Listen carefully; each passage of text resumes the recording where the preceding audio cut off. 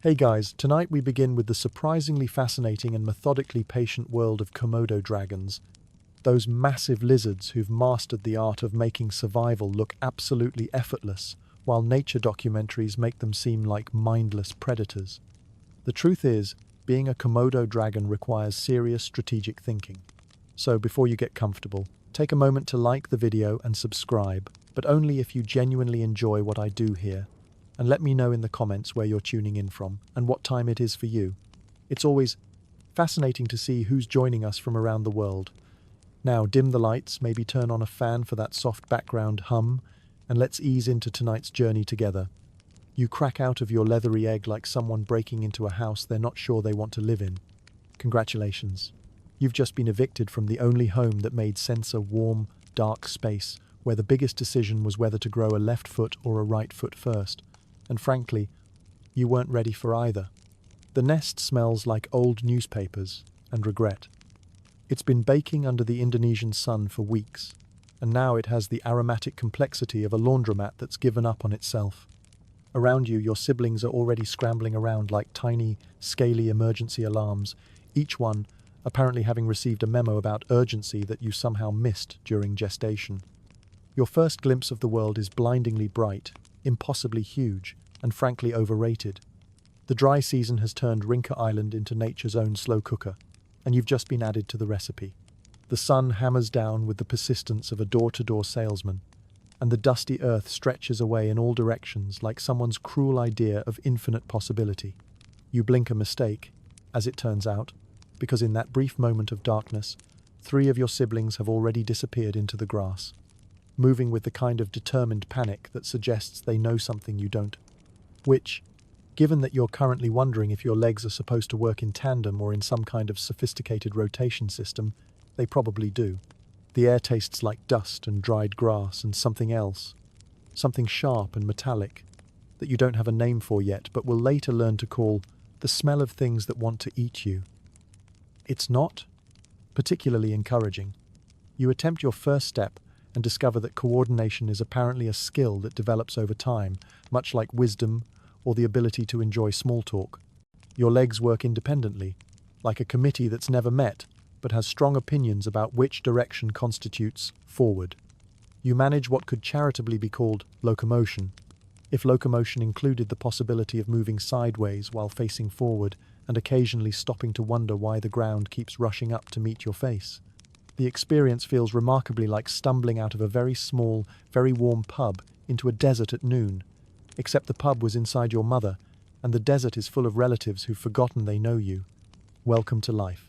Population. Everyone who's faster than you. The realization hits you with the subtle grace of a freight train.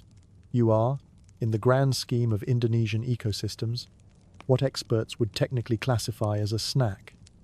Adult Komodos see you not as a fellow dragon with hopes, dreams, and a promising future in professional basking, but as convenient, bite-sized protein with legs. This seems fundamentally unfair, but then again, nobody consulted you on the design specifications of the food chain. Your response is immediate and instinctive. Run toward the nearest tree. Your legs, which moments ago seemed like mysterious appendages designed by someone who'd never actually seen legs before, suddenly develop a sense of purpose. They work like chopsticks trying to run a marathon efficiently, not gracefully, but with the desperate energy of someone who's just realized that standing still is not a viable long-term strategy. The savanna grass around you feels like walking through nature's own obstacle course, designed by someone with a grudge against small, newly hatched creatures. Each blade seems strategically placed to catch your feet, redirect your momentum, or simply exist in the exact spot where you've decided your next step should go. The ground beneath is uneven, scattered with rocks that serve no apparent purpose, except to remind you that dignity is a luxury you can't currently afford. Note to self, you think? In what will become a long tradition of internal commentary, being born is exhausting, and everyone here wants to eat you. Behind you, something large enough to cast a shadow shaped like regret is moving through the grass with the casual confidence of a landowner checking their property. You don't look back partly because you're focused on the tree ahead, partly because you suspect that seeing exactly how large that shadow is would be counterproductive to your current strategy of desperate forward motion. The tree, when you finally reach it, is a blessed vertical escape route that seems designed by someone who actually understood the concept of up as a direction worth pursuing. Your claws, it turns out, actually work unlike everything else about your current situation. They grip the bark with surprising efficiency, as if they've been waiting their whole life, all 20 minutes of it, for this exact moment. Climbing, you discover, is like walking, except the consequences of mistakes are more immediate and the view keeps getting better. You scramble up the trunk with the elegant technique of someone fleeing a natural disaster, which, in fairness, you are. By the time you reach the first major branch, you're high enough that the shadow below has lost interest and wandered off to find snacks that require less vertical pursuit. You settle onto your branch and look around, taking your first real inventory of the world you've somehow agreed to live in. The view is spectacular and the existential dread is manageable. From here, you can see across the golden savanna, dotted with trees that look like green umbrellas someone forgot to close. In the distance, the mountains rise like sleeping giants who've had enough of the whole situation. And beyond that, the ocean stretches toward a horizon that promises absolutely nothing except more water. You're alive, you're temporarily safe, and you're beginning to suspect that life as a Komodo dragon might involve more tree time than the brochures suggested. Your first week in the trees passes like a very slow, very paranoid vacation where all the other tourists are potential predators and the hotel restaurant is whatever you can catch with your face. You develop a routine with the methodical precision of someone who's realized that structure might be the only thing standing between you and becoming something else's routine. Morning arrives each day like a personal invitation you never asked for, painted in shades of gold and pink that would be beautiful if you weren't spending them watching the sunrise like a very small, very paranoid tourist. The world below begins to stir with the sounds of creatures who've mastered the art of living at ground-level, birds that chatter with the confidence of aerial superiority, insects that buzz with the determination of the professionally busy, and larger shapes that move through the grass with the casual authority of things that don't need to worry about being breakfast. Your perch offers an excellent view of the local politics. The monsoon forest canopy, you learn, is nature's most exclusive apartment complex, complete with established residents who've worked out a complex system of who lives where and why that's none of your business. The branches around you host a rotating cast of monitor lizards who eye you with the interest of landlords wondering if you're going to be a problem tenant, birds who treat you like a mildly interesting but ultimately irrelevant piece of furniture, and assorted creatures who also think you look delicious but lack the vertical ambition to do anything about it. Midday becomes your time for advanced stillness, a skill you're developing, with the focus of someone studying for a very important exam where the passing grade is not getting eaten. Below, larger dragons patrol with the lazy efficiency of security guards who know their territory.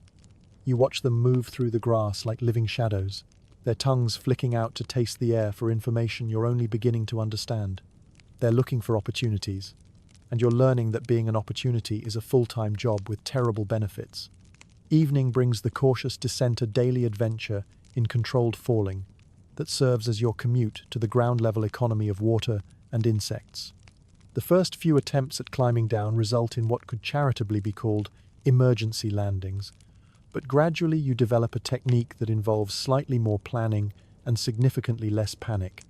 Water, you discover, tastes like liquid relief, with hints of mud and the occasional small organism that adds texture, if not flavor. Insects, on the other hand, taste like crunchy protein with notes of, "At least I caught something." Your first successful hunt deserves documentation, if only because it represents the transition from random flailing to intentional flailing with results. The beetle in question, a respectable specimen with the kind of shiny carapace that suggests good. Nutrition and regular exercise makes the mistake of wandering too close to your branch during what you'll later recognize as a perfectly executed ambush, and what currently feels like an accident that worked out in your favor. The beetle dies with the dignity of a warrior, which is more than you can say for your hunting technique. Your approach involves a combination of patient waiting, careful positioning, and then suddenly forgetting all of that in favor of lunging forward with the grace of someone falling off a ladder. But the beetle is dead, you are fed, and somewhere in your small dragon brain, a switch flips from probably going to die two might actually figure this out. The character development is subtle but measurable. You're growing from blind panic to informed anxiety, a transition that feels like progress, even if the end result still involves spending most of your time worried about things with more teeth than you. But the worry is more focused now, less about the general concept of existence and more about specific, actionable concerns like, is that shadow moving? And did that branch just crack in a way that suggests something heavy is climbing toward me? By the end of the week, you've established yourself as a legitimate resident of the vertical neighborhood, with your own branch, your own territory, and your own growing understanding that survival might be less about dramatic heroics and more about the patient accumulation of small, unglamorous victories, like not falling out of trees, like catching beetles, like learning to sleep with one eye open and both claws engaged. It's not the life you imagined during those comfortable months in the egg. But then again, you hadn't imagined much of anything back then, except the vague sense that somewhere outside your calcium carbonate walls, there was a world waiting. Turns out, you were right about that part. You just hadn't realized it would involve so many trees. 3 months later, you're still in the trees, but now you're there by choice, rather than desperation, a distinction that feels important, like the difference between camping and being lost in the woods. Your baby stripes are fading, those bright yellow bands that once made you look like a tiny, earnest warning sign, now giving way to the more subdued patterns that suggest you're growing into the kind of dragon who takes himself seriously. Along with the new coloring comes something your mother never mentioned in the brief parenting manual she provided, which consisted mainly of try not to die, attitude. You're developing opinions, strong ones, about territory, about food, about the inadequacy of your current living situation, and most pressingly, about the inferior hunting techniques of your neighbors. The other juvenile dragons in the area have moved on to what you can only describe as more ambitious crimes against nature, attempts at catching birds that result in spectacular failures, territorial disputes that involve more posturing than actual conflict, and hunting strategies that seem to prioritize drama over results. You, meanwhile, have embraced a more methodical approach to predation, which is to say you've learned to wait until something small and cooperative wanders within range of your increasingly competent strike. It's not glamorous, but neither is starving, and you've begun to suspect that glamour is overrated anyway. Your dietary expansion from insects to small birds is handled with all the grace of a drunk person trying to catch soap in the shower. The first bird you successfully catch, a scrub fowl that makes the tactical error of landing on your branch while you're pretending to be a particularly lifelike piece of bark, provides you with your first taste of what the hunting manuals would call substantial protein, and what you think of as food that actually feels like food. The experience is revelatory, not just because of the improved nutrition, but because it represents a fundamental shift from scavenging to hunting, from reactive survival to proactive dinner acquisition. You're still not exactly swift, but you're learning to compensate for speed with patience, positioning, and the occasional bit of luck that comes from being in the right place when something else makes the wrong decision. Territorial awareness creeps in like a slow dawn. You begin to understand that the trees around you aren't just random vertical real estate, but a complex neighborhood with established residents, property lines, and social hierarchies that matter when you're the size of a particularly ambitious sandwich. The large monitor lizard that lives 3 trees over has made it clear through a series of increasingly pointed looks that your branch privileges are temporary and subject to review. The family of birds that nest in the canopy above treat you with the wary courtesy of neighbors who've decided you're probably harmless but would prefer not to test that theory. Learning which trees belong to whom and why that matters becomes a crucial part of your education. Territory, you discover, isn't just about space, it's about resources, safety, and the kind of reputation that determines whether other creatures see you as a threat, an annoyance, or lunch. Currently, you hover somewhere between annoyance and mildly concerning presence, which feels like progress. The social dynamics of juvenile dragon life prove more complex than your early weeks of pure survival suggested. Avoiding other juveniles becomes an art form, not because they're necessarily dangerous, but because their presence complicates the careful balance you've struck with the neighborhood's established powers.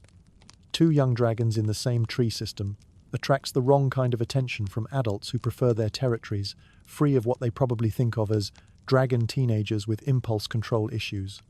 As the dry season approaches, water sources begin their annual disappearing act, and the easy abundance of the wet months gives way to the kind of resource scarcity that makes everyone a little more serious about territory and a little less tolerant of sharing. The waterholes that seemed adequate for everyone suddenly require strategic thinking, careful timing, and the ability to drink quickly while watching for larger dragons who've decided that hydration is a privilege rather than a right. You find yourself spending more time observing the established adults, not just for immediate threats but for technique, how they move through their territories with casual confidence, how they position themselves for maximum efficiency, how they manage the daily requirements of dragon life without the constant background anxiety that has become your normal mental state. They make it look easy, which you're beginning to understand is probably the result of years of practice rather than natural talent. The philosophical moment arrives gradually, like wisdom disguised as exhaustion. Somewhere between your successful hunt of a small gecko and your narrow avoidance of a territorial dispute with a dragon twice your size, you realize that being a Komodo dragon might be less about being a dragon, with all the mythical implications of power and majesty that the word suggests, and more about being very, very patient. Patient enough to wait for the right opportunity, patient enough to avoid the wrong confrontation, patient enough to grow into the kind of dragon who doesn't need to spend all day worried about becoming someone else's afternoon snack. Patient enough to understand that the boring parts, the waiting, the watching, the careful conservation of energy, might actually be the most important parts. It's not the revelation you expected from your first 3 months of independent life, but then again, nothing about dragon existence has matched your expectations so far. You had vague notions of dramatic hunting expeditions and territorial conquests, of becoming the kind of dragon that features in stories told by impressed lesser creatures. Instead, you're learning that success might be measured in smaller victories: trees climbed without falling, meals caught without injury, days survived without major incidents. The kind of achievements that don't make for exciting stories but do make for continued existence. From your branch, watching the sun set over Rinka Island, you consider this shift in perspective.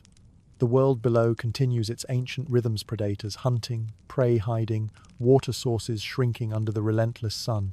Tomorrow will bring the same challenges, the same careful balance of risk and reward, the same patient accumulation of small victories that add up to something like a life. You're starting to suspect that this might actually be how it's supposed to work, that the boring life might be the one worth living, even if nobody writes songs about it. Especially if nobody writes songs about it. At 6 months old, you've reached that awkward developmental milestone where you're too big for the trees but too small for confidence, like a teenager who's outgrown their childhood bedroom but isn't quite ready for the mortgage payments that come with adult real estate. Your branches, once spacious enough for comfortable lounging and strategic positioning, now creak ominously under your weight with the subtle protest of furniture that's been asked to perform beyond its specifications. The decision to abandon your arboreal paradise arrives like a college student finally admitting they need to get a job. Inevitable, unwelcome, and accompanied by a profound sense that the world is about to become significantly more complicated. You've spent weeks pretending that the increasingly precarious angle of your favorite perch is just a temporary engineering challenge, but physics has opinions about weight distribution that don't accommodate wishful thinking. Your first ground hunt is an exercise in optimistic incompetence. You've selected a scrub fowl as your targeter, reasonable choice, given that it's approximately your size and appears to possess the kind of confidence that suggests poor decision-making skills. Your approach, however, demonstrates all the stealth of a shopping cart with a broken wheel navigating a gravel parking lot. Every step announces your presence to the surrounding ecosystem with the subtle grace of someone trying to tiptoe through a wind chime factory. The scrub fowl, for its part, regards your stalking technique with the kind of polite interest typically reserved for street performers of questionable talent. It continues its foraging with the casual indifference of someone who's decided you're probably harmless, right up until the moment you lunge forward with what you believe to be predatory precision. But what actually resembles someone trying to catch a bus, they're definitely going to miss. Failure, you discover, has an educational quality that success often lacks. Missing obvious opportunities while overthinking simple ones becomes your signature move, a hunting style that combines the worst aspects of overconfidence and self-doubt into a uniquely ineffective approach to predation. You learn that timing is everything, except when it isn't, and that patience is a virtue, except when it becomes an excuse for never actually doing anything. The ground-level world introduces you to new categories of danger that your tree-bound existence never prepared you for.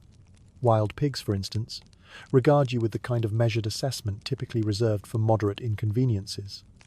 You're clearly large enough to be moderately concerning, but not quite substantial enough to be worth changing their schedule.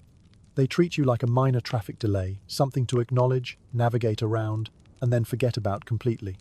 This reaction is both insulting and oddly reassuring. On one hand, being dismissed as a moderate inconvenience doesn't do much for your developing sense of predatory dignity. On the other hand, creatures that could easily turn you into an impromptu snack are instead choosing to treat you as background noise, which suggests that your threat assessment skills might be improving, even if your actual threatening capabilities remain questionable. Shelter hunting becomes your evening occupation, a real estate venture focused entirely on the low-rent district of dragon accommodation. Rocky crevices that smell like old socks and previous occupants who may not have left voluntarily become prime real estate in your suddenly constrained housing market. You develop an appreciation for defensive positioning that has nothing to do with territory and everything to do with ensuring that whatever decides to eat you has to work for the privilege. Your first night on the ground passes like a very long audition for a job you're not sure you want, surrounded by an audience you definitely don't want to impress. Every sound carries implications your tree-bound experience never prepared you for. Rustling that could be wind, prey, or something looking for prey that looks remarkably like you. The darkness becomes a complex ecosystem of anxiety, where your imagination fills in details that may or may not correspond to reality, but definitely correspond to your growing catalogue of things that could go wrong. By dawn, you've successfully survived your first night as a ground-dwelling dragon, which feels like an achievement worth celebrating, except that celebration would involve making noise, and making noise seems counterproductive to your current strategy of existing quietly until further notice. Instead, you settle for a moment of private satisfaction, the kind of small victory that doesn't appear in any dragon mythology but probably should. The transition from vertical to horizontal living is complete, and you're beginning to understand that this represents more than just a change of address. It's a fundamental shift in how you interact with the world, how you assess threats and opportunities, and how you define success. The trees offered safety at the cost of opportunity. The ground offers opportunity at the cost of safety.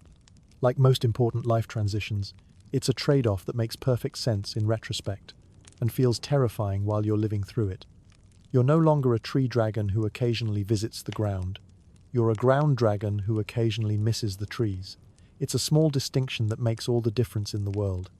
Learning that successful predation is 90% waiting and 10% trying not to trip over your own feet at the crucial moment becomes your advanced degree in dragon studies, a curriculum that nobody prepared you for, but everyone expects you to master.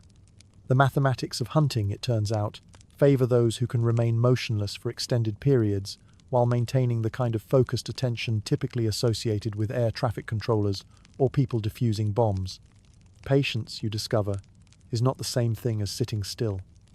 Sitting still is what you do when you're tired. Patience is what you do when you're tired, bored, uncomfortable, and increasingly convinced that whatever you're waiting for has probably died of old age. But you continue waiting anyway because the alternative is admitting that you've wasted the last 3 hours of your life staring at an empty patch of ground.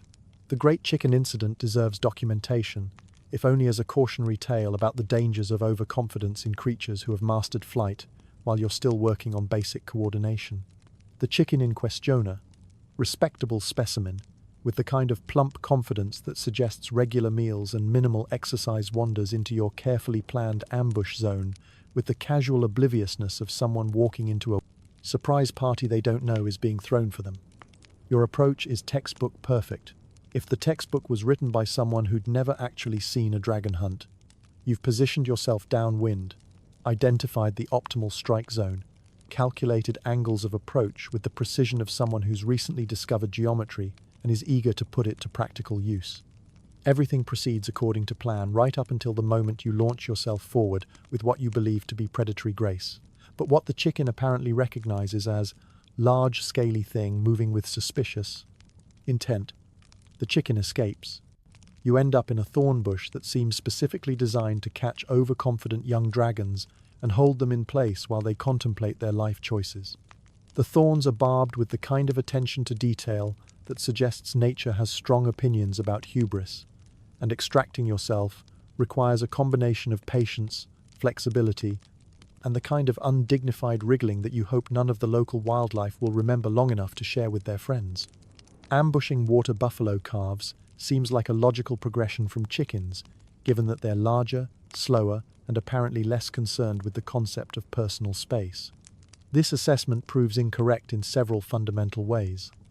Water buffalo calves, despite appearances suggesting otherwise, possess a surprising turn of speed when motivated by the sight of a young dragon emerging from tall grass with what they correctly interpret as unfriendly intentions. They're also backed up by water buffalo mothers, who take a dim view of predatory experimentation involving their offspring. The day you try to be social with another juvenile dragon goes about as well as expected, which is to say it provides an excellent education in why most dragons prefer solitary living arrangements. The other Dragona contemporary of yours, with similar size, similar hunting challenges, and what you initially mistake for similar social needs approaches, your territory with the kind of casual confidence that suggests either friendship or a territorial challenge, and you're not experienced enough to tell the difference. The interaction begins promisingly enough, with the kind of mutual assessment that could lead to either cooperation or competition. Both of you are clearly new to the social aspects of dragon life. Both are struggling with the transition from tree-bound to ground-based existence, and both are probably in need of someone who understands the particular challenges of being a medium-sized predator in a world designed for either larger or smaller creatures. The conversation, such as it is, consists mainly of elaborate body language that neither of you fully understands but both of you feel compelled to participate in. There's circling, which seems important. There's tongue flicking, which provides information you're not entirely sure how to interpret. There's a complex dance of approach and retreat that resembles nothing so much as two people trying to determine if they've met before at a party they both attended, but neither remembers clearly. The interaction ends when both of you simultaneously decide that whatever this is, it's more complicated than either of you is prepared to handle at the moment. You retreat to your respective territories with the kind of mutual understanding that suggests this was a learning experience for everyone involved, but not necessarily the kind of learning experience that either of you is eager to repeat in the immediate future. The dry season landscape transforms into what you can only describe as the world's least comfortable waiting roomer. Vast expanse of brown grass and dust where everything waits for something to happen, and most of what happens involves someone getting eaten by someone else. The sun beats down with the persistence of a cosmic complaint, and the few remaining trees offer shade that's claimed by creatures with better territorial rights and more impressive dental work. Waterholes shrink daily, concentrating drama and competition into smaller and smaller spaces, where every drink becomes a calculated risk, and every creature that approaches does so with the kind of nervous energy typically associated with walking through a bad neighborhood after dark. The social dynamics around water sources develop their own complex hierarchy based on size, speed, and the ability to look like you belong there, even when you're pretty sure you don't. Your character growth during this period can be measured in degrees of impatience. You transition from impatient youth to slightly less impatient youth with better hiding spots. A progression that might not sound impressive, but represents hours of practical education in the art of strategic positioning and tactical waiting. You learn to read the landscape for opportunities that aren't immediately obvious, to recognize the signs that indicate when patience is about to pay off, and to distinguish between nothing is happening and nothing appears to be happening but something definitely is. The art of patience, you realize, isn't about sitting still until something comes along. It's about sitting still in the right place, at the right time, with the right mindset, while maintaining the kind of focused attention that allows you to recognize opportunity when it finally presents itself. It's meditation. If meditation involved planning someone's demise and required the ability to explode into motion from a position of complete stillness. You're becoming a specialist in strategic boredom, a practitioner of purposeful waiting, a professional at being in the right place when the right thing finally decides to happen. It's not the kind of skill that impresses other dragons, but it's the kind of skill that keeps you fed, and in the practical mathematics of survival, fed beats impressive every time. The young deer that wanders into your territory on a Tuesday morning that feels like any other Tuesday morning is about to become the protagonist of your first real hunting success story, though neither of you knows this yet. From your carefully selected position beneath a rock overhang that offers both concealment and strategic positioning, you watch it approach with the kind of focused attention typically reserved for people watching their lottery numbers being drawn. The deer is perfect for your current skill level, young enough to be manageable, old enough to represent a significant meal, and apparently blessed with the kind of confidence that comes from never having encountered a dragon who's spent the last several weeks perfecting the art of strategic waiting.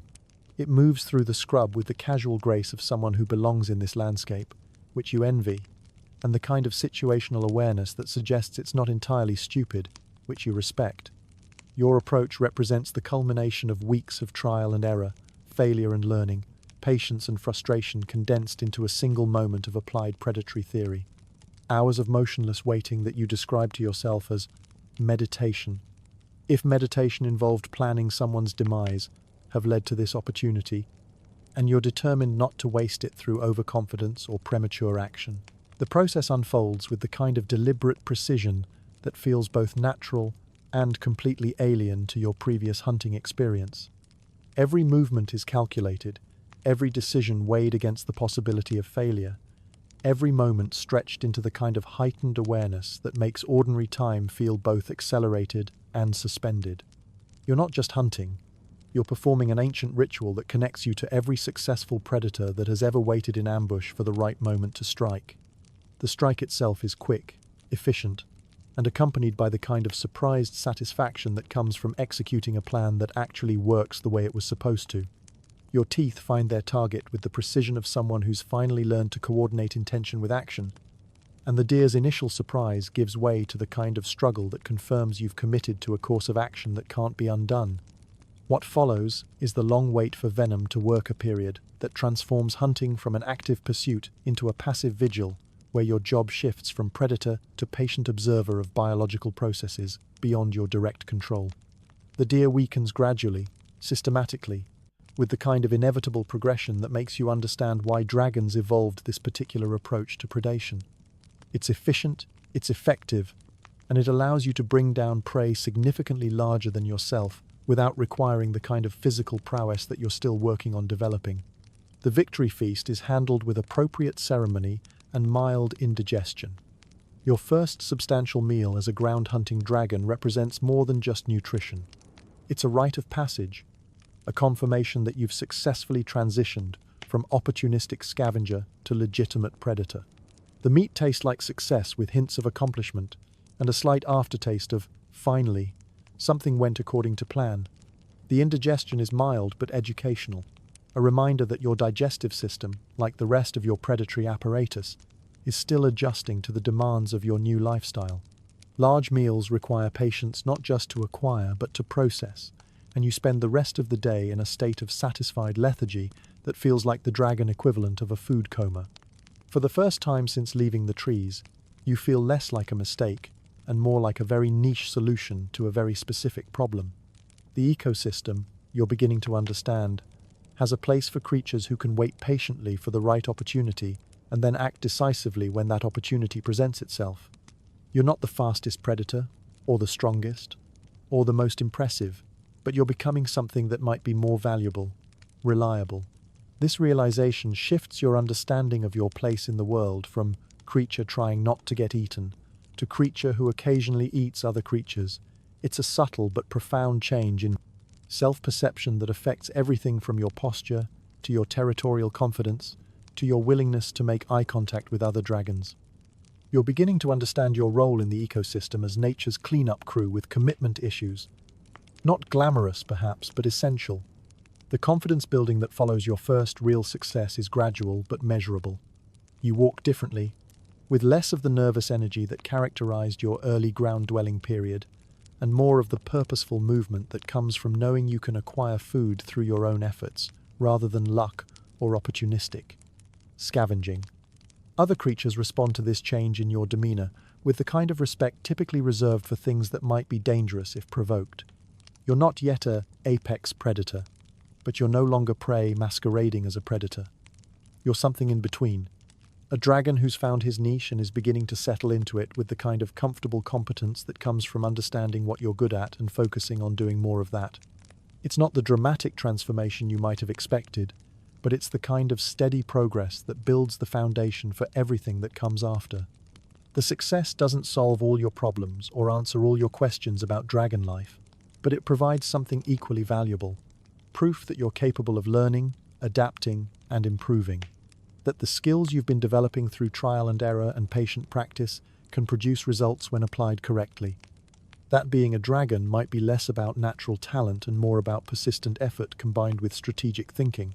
From your position as a successfully fed young dragon digesting your first real kill, the world looks different. Not easier, necessarily, but more manageable. More like a place where someone with your particular combination of patience, persistence, and developing predatory skills might be able to make a living. 1 year old, and developing opinions about real estate, you begin to understand that territory isn't just about having a place to sleep, it's about having a place to sleep that also happens to be strategically positioned for hunting, defensible against other dragons, close enough to water that you don't die of thirst, and far enough from major predator corridors that you don't die of everything else. In the competitive world of dragon real estate, location isn't everything, it's the only thing that matters. Your initial territory scouting expedition reveals the harsh mathematics of property acquisition when you're still in the emerging professional category of dragon development. Ideal locations near water, good hunting grounds, minimal competition are already claimed by dragons who've mastered the art of looking like they'd rather die than give up their premium spots. These established residents have the kind of territorial confidence that comes from years of successful defense against challenges, and they regard your exploratory presence with the polite interest typically reserved for door-to-door salespeople selling products nobody wants. Reality, as it often does, adjusts your expectations downward until you find yourself settling for the dragon equivalent of a studio apartment with questionable neighbors. Your eventual territory is a modest stretch of rocky coastline that offers adequate hunting opportunities, reasonable access to water, and the kind of neighborhood atmosphere that suggests everyone else had better options available when they were making their own real estate decisions. The learning curve for scent communication proves steeper than anticipated. Marking behavior, you discover, is less about randomly distributing biological signatures and more about learning the subtle art of scent communication, essentially learning how to leave strongly worded letters that no one can read but everyone understands. Each scent mark carries information about your size, health, recent meals, and general attitude toward uninvited visitors, creating a complex olfactory newsletter that keeps the neighborhood informed about your continued presence and evolving capabilities. Your first attempts at territorial marking demonstrate the kind of enthusiasm that compensates for technique. You approach the task with the dedication of someone who's recently discovered a new hobby and is determined to excel at it, which results in overmarking that broadcasts your presence with all the subtlety of a neon sign advertising. New dragon, please be patient while I figure this out. The established dragons in the area respond to your marking campaign with the kind of amused tolerance typically shown to enthusiastic amateurs who are clearly trying their best but haven't quite grasped the nuances of what they're attempting to do. Their own scent marks, by comparison, carry the kind of understated authority that comes from years of practice and the confidence that comes from never having to shout to be heard. Your first territorial dispute arrives with the inevitability of a parking ticket. Unwelcome, technically avoidable if you'd made different choices, but somehow always surprising when it actually happens. The conflict centers on a particularly nice basking rocker premium piece of real estate that offers optimal sun exposure, strategic visibility, and the kind of elevated positioning that makes you look more important than you actually are. The other dragon involved in this dispute is a contemporary of yours, similar in size and apparently similar in territorial ambition. but blessed with the kind of confidence that suggests either superior parenting or inferior risk assessment. The standoff that ensues becomes a masterclass in the ancient dragon art of who can look more bored for longer, a contest that requires not just patience, but the ability to project an air of casual indifference while maintaining constant vigilance for any sign that your opponent is preparing to escalate from posturing to actual violence. The contest unfolds over the course of several hours, with both participants demonstrating varying degrees of commitment to the principle that whoever cares less about the outcome has already won. You position yourself at one end of the disputed basking rock, with the kind of studied nonchalance that suggests you were planning to spend the entire day there anyway, and are only mildly curious about why there's another dragon glaring at you from the other end. Your opponent adopts a similar strategy, settling into a position that broadcasts his intention to remain indefinitely, while simultaneously suggesting that he finds the entire situation beneath his notice. Both of you occasionally shift positions with the kind of elaborate casualness that fools no one but maintains the pretense that this is all completely spontaneous and not at all a carefully choreographed battle of wills. Victory, when it finally arrives, comes not through superior intimidation or strategic positioning, but through the intervention of a butterfly that catches your opponent's attention at the crucial moment. His momentary distraction, a brief but unmistakable break in the facade of disinterested territorial dominance, provides you with the opening you need to claim the rock through the simple expedient of continuing to look bored while he looks interested in something else. The triumph is yours, but the margin of victory is narrow enough to be humbling. You've successfully defended your first piece of territory, but you've done so through luck rather than skill, timing rather than strategy, and the short attention span of an opponent who is apparently as new to this as you are. It's a win, but it's the kind of win that teaches you as much about the role of chance in territorial politics as it does about your own developing capabilities. The seasonal transition to wet season arrives like a mixed blessing wrapped in meteorological drama.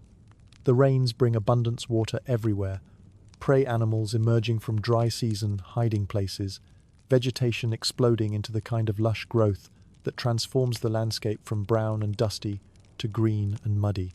But abundance also brings competition, as every creature that spent the dry season conserving energy suddenly decides that now is the time for territorial expansion, aggressive hunting, and general ecosystem-wide ambition. Your modest territory, adequate during the resource-scarce dry season, suddenly feels both more valuable and more vulnerable. The water access that seemed like a minor convenience during drought becomes a premium amenity that attracts the attention of dragons who might not have bothered with your neighborhood when water was available elsewhere. The hunting grounds that provided adequate opportunities during the lean months become prime real estate worth defending against neighbors who are suddenly feeling optimistic about their prospects. You find yourself spending more time on territorial maintenance, patrolling boundaries, reinforcing scent marks, and engaging in the kind of diplomatic posturing that keeps conflicts at the level of mutual understanding rather than escalating to actual violence. It's the kind of work that doesn't show up in dragon mythology but constitutes the majority of adult dragon life. The patient, ongoing effort required to maintain the foundations that make everything else possible.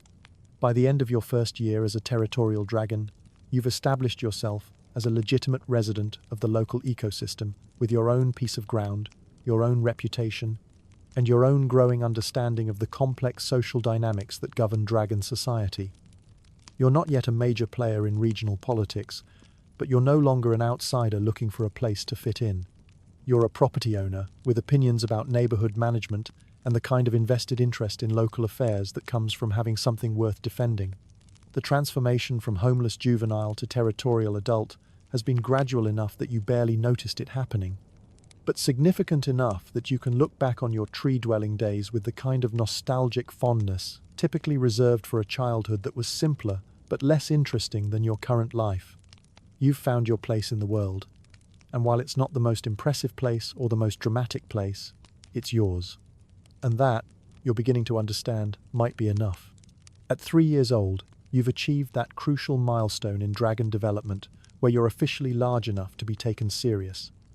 A transformation that feels both gradual and sudden, like waking up one morning to discover you've accidentally become a responsible adult while you weren't paying attention. Your body has settled into proportions that suggest competence rather than optimism, substance rather than potential, and the kind of physical presence that makes other creatures recalculate their assessment of whether you're worth bothering with.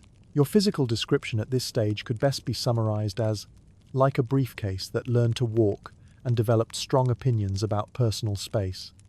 You've gained the kind of solid, low-slung build that suggests both patience and the ability to wait motionlessly for extended periods before exploding into brief moments of controlled violence. Your hide has darkened to the mottled browns and greys that provide excellent camouflage against the rocky coastline you've claimed, and your movements have acquired the kind of deliberate economy that comes from understanding that energy conservation is a professional skill.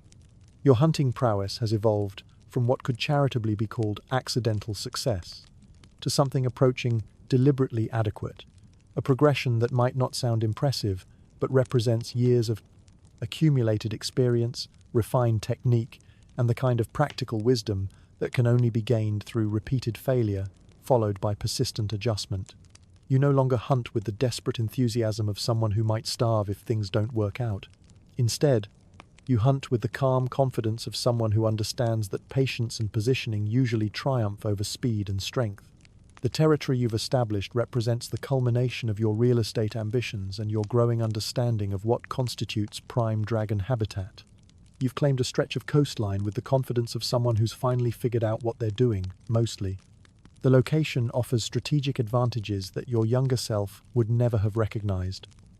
Proximity to deer trails that provide regular hunting opportunities, access to fresh water that doesn't require territorial negotiations with larger dragons, and defensive positions that allow you to monitor approaches from multiple directions without exposing yourself to unnecessary risk. Your territory encompasses roughly 2 kilometers of varied terrain, from rocky outcroppings that provide excellent basking spots to dense scrub that offers concealment for hunting to open grassland that serves as an early warning system for approaching threats or opportunities. It's not the largest territory in the region, but it's efficiently designed and strategically positioned, reflecting your evolution from someone who was grateful for any safe space to someone who understands the relationship between location, resources, and long-term survival. The establishment of this territory wasn't without conflict, but your first successful defense against an older dragon marked a crucial turning point in your local reputation. The challenge era dragon, perhaps twice your age, with the kind of scarred confidence that comes from years of successful territorial disputes, approached your boundaries with what appeared to be routine expansion ambitions. The confrontation that followed demonstrated your evolution from someone who avoided conflict to someone who could engage in it strategically. The older dragon's assessment of the situation was apparently that you represented the kind of moderate challenge that wouldn't be worth the paperwork or calculation, that reflected both your growing competence and your strategic approach to territorial defense. Rather than engaging in the kind of dramatic showdown that characterizes dragon mythology, the conflict resolved itself through a series of increasingly pointed suggestions that perhaps there were easier opportunities available elsewhere.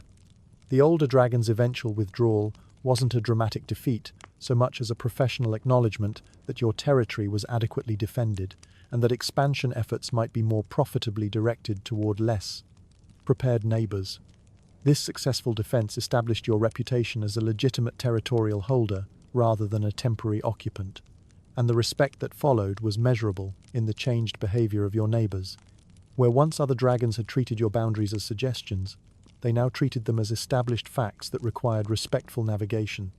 Your scent marks, once ignored or casually overwritten, were now acknowledged and avoided, creating the kind of diplomatic recognition that makes daily life significantly more predictable.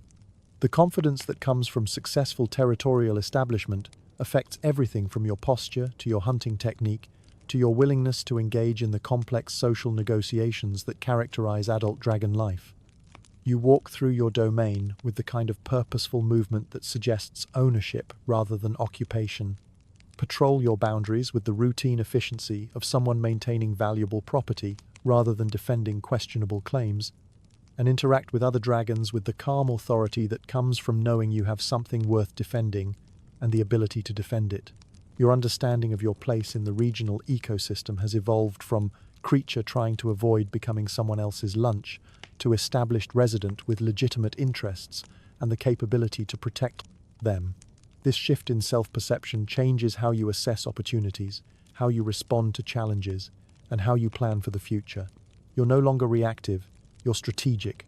You're no longer desperate, you're selective. You're no longer learning how to survive, you're learning how to thrive. The transformation from territorial aspirant to territorial holder represents more than just successful real estate acquisition. It's the completion of your transition from juvenile to adult, from potential to achievement, from someone who might someday be a successful dragon to someone who demonstrably is one. The daily routines that once felt like improvised responses to immediate challenges have settled into patterns that reflect long-term thinking and strategic planning. From your favorite basking spot, a flat rock that provides excellent sun exposure and commanding views of your territory, you can survey your domain with the kind of satisfied ownership that comes from understanding that this space is yours. Not through luck or temporary opportunity, but through competent acquisition and successful defense. You've found your place in the world, and more importantly, you've made it your own. The daily routine of an established adult dragon bears a striking resemblance to middle management, complete with regular territory inspections, relationship maintenance, and the kind of predictable schedules that would horrify your younger, more romantically inclined self. Your morning territorial patrol has evolved from the paranoid reconnaissance missions of your early territorial period into something more closely resembling casual neighborhood watcher routine circuit that serves as much to maintain your fitness and territorial awareness as to detect actual threats. These morning rounds follow a established route that maximizes information gathering while minimizing energy expenditure, a refinement that reflects years of trial and error in patrol efficiency. You check scent marks left by overnight visitors, assess the condition of key landmarks that serve as territorial boundaries, and generally take the pulse of your domain with the kind of systematic attention that ensures small problems don't become large ones. The patrol serves multiple functions: physical exercise, territorial maintenance, early threat detection, and the kind of visible presence that reminds your neighbors that you're actively managing your property. Your midday routine centers around what can only be described as professional-grade lounging with a hint of menace. Basking, you've discovered, is far more complex than simply lying in the sun until you feel warm enough to function efficiently. Optimal basking requires strategic positioning that maximizes solar exposure while maintaining visual command of your territory, thermal regulation that prevents overheating while ensuring adequate energy storage, and the kind of relaxed alertness that allows you to rest while remaining ready to respond to opportunities or threats. The art of productive basking involves selecting positions that offer multiple strategic advantages: good sightlines for monitoring territorial boundaries, easy access to cover if larger predators appear, proximity to hunting areas where prey might present opportunities, and the kind of elevated positioning that projects authority to any dragon who might be considering territorial challenges. Your favorite basking spots have been selected and refined over years of experience, each one offering a different combination of benefits depending on weather conditions, seasonal prey patterns, and current territorial politics. Evening brings the strategic positioning phase of your daily routine, the careful process of selecting locations that maximize hunting opportunities while minimizing exposure to larger predators who might view you as competition or prey. This involves understanding prey movement patterns, weather conditions that affect animal behavior, and the territorial schedules of other dragons whose hunting grounds might overlap with your own. The positioning is both an art and a science, requiring the kind of pattern recognition that comes from years of patient observation combined with the strategic thinking that separates successful predators from hungry ones. Social interactions with other dragons have evolved into a complex system of diplomatic recognition that operates according to rules that nobody explicitly teaches but everyone eventually learns. The establishment of pecking order happens through the time-honored tradition of seeing who can ignore the other, most convincingly a social mechanism that allows dragons to coexist in overlapping territories without constant violent confrontation. This studied indifference requires significant skill to execute properly, as it must communicate respect for territorial boundaries while maintaining personal dignity and projecting enough confidence to discourage territorial challenges. Learning to read the body language of other dragons becomes a crucial survival skill that operates like a complex dance of "I see you, I acknowledge your right to exist, please don't make this weird." Every interaction carries multiple layers of communication: territorial claims, hunting intentions, social status, reproductive availability, and general attitude toward uninvited contact. Misreading these signals can lead to anything from missed opportunities to unnecessary conflicts, making social competency as important as hunting skill for long-term success. The subtleties of dragon diplomacy include understanding when direct eye contact represents acknowledgement versus challenge, how scent marking patterns communicate territorial confidence versus uncertainty, and the difference between proximity that suggests social interest versus proximity that indicates territorial encroachment. These distinctions matter enormously in daily life, affecting everything from hunting efficiency to territorial security to reproductive opportunities. Environmental mastery develops gradually, building from basic survival skills to sophisticated understanding of seasonal patterns, prey migration routes, weather prediction, and resource availability cycles. This knowledge accumulates through what you've come to think of as the ancient art of paying attention, the patient observation of environmental details that might seem insignificant individually but collectively provide crucial information about ecosystem health, prey abundance, and optimal hunting strategies. Understanding seasonal patterns allows you to anticipate rather than simply react to environmental changes. You know when the first rains will arrive, when prey animals will begin their seasonal migrations, when water sources will become scarce or abundant, and when territorial pressures will increase or decrease. This predictive capability transforms you from someone who responds to conditions to someone who prepares for them, a shift that dramatically improves both your efficiency and your long-term prospects. Weather prediction through environmental observation becomes second nature, reading cloud patterns, wind changes, temperature fluctuations, and animal behavior to forecast conditions that will affect hunting opportunities, territorial security, and resource availability. This knowledge allows you to position yourself advantageously before conditions change, rather than scrambling to adapt after they've already shifted. The daily bureaucracy of dragon life might not feature in traditional dragon mythology, but it constitutes the foundation that makes everything else possible. The routine maintenance, social navigation, environmental monitoring, and strategic planning that fill your days are the unglamorous realities that support the occasional dramatic moments of successful hunts or territorial defenses. You've become a professional at the business of being a dragon, and while professionalism might not be exciting, it's remarkably effective at ensuring continued existence and gradual improvement in life circumstances. From the perspective of a competent adult dragon managing your territorial responsibilities with practiced efficiency, the romantic notions of dragon life that you might have harbored as a juvenile seem both naive and exhausting. Reality, it turns out, is far more interesting than mythology, and competence is far more satisfying than drama. At 5 years old, you've reached biological readiness for what can only be described as the most awkward chapter of dragon existence, period where evolutionary imperatives collide with social inexperience to produce the kind of romantic complications that would challenge even experienced relationship counselors.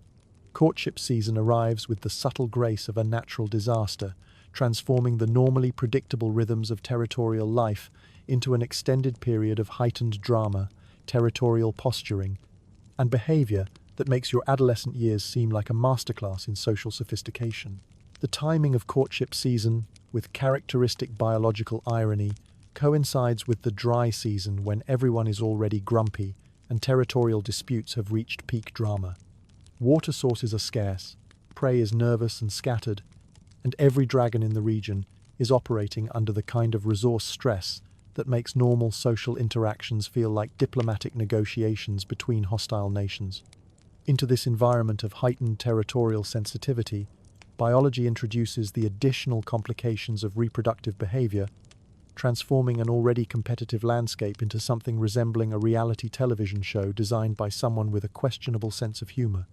Competition among males manifests in ritualized combat that looks impressive, but usually ends with someone getting mildly embarrassed rather than seriously injured.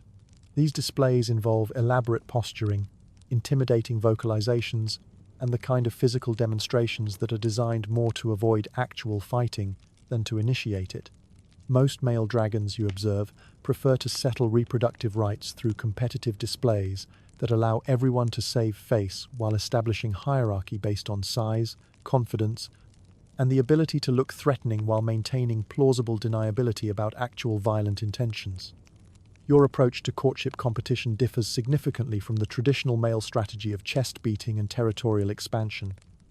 Where other males focus on dramatic displays of size and strength, you've developed a strategy based more on strategic positioning and hopia, romantic philosophy that emphasizes being in the right place at the right time, rather than being the most obviously impressive dragon in any given situation. This approach reflects both your temperament and your realistic assessment of your competitive advantages, which tend toward patience and strategic thinking rather than physical intimidation. The courtship process itself involves following potential mates at respectful distances while trying to look mysterious, instead of stalkerish a delicate balance that requires understanding the difference between intriguing presence and concerning behavior that might require intervention by larger male relatives. Your strategy emphasizes persistence combined with respect for personal space, maintaining enough distance to avoid triggering defensive responses while remaining visible enough to be considered a legitimate romantic option. Territorial displays during courtship season become performances directed more at potential mates than at rival males, requiring a completely different set of skills focused on demonstrating hunting competence, territorial security, and general suitability as a reproductive partner. These displays must communicate strength without appearing threatening, confidence without seeming arrogant, and availability without suggesting desperation. The line between impressive and concerning proves remarkably narrow, requiring the kind of social calibration that you're still developing through trial and error.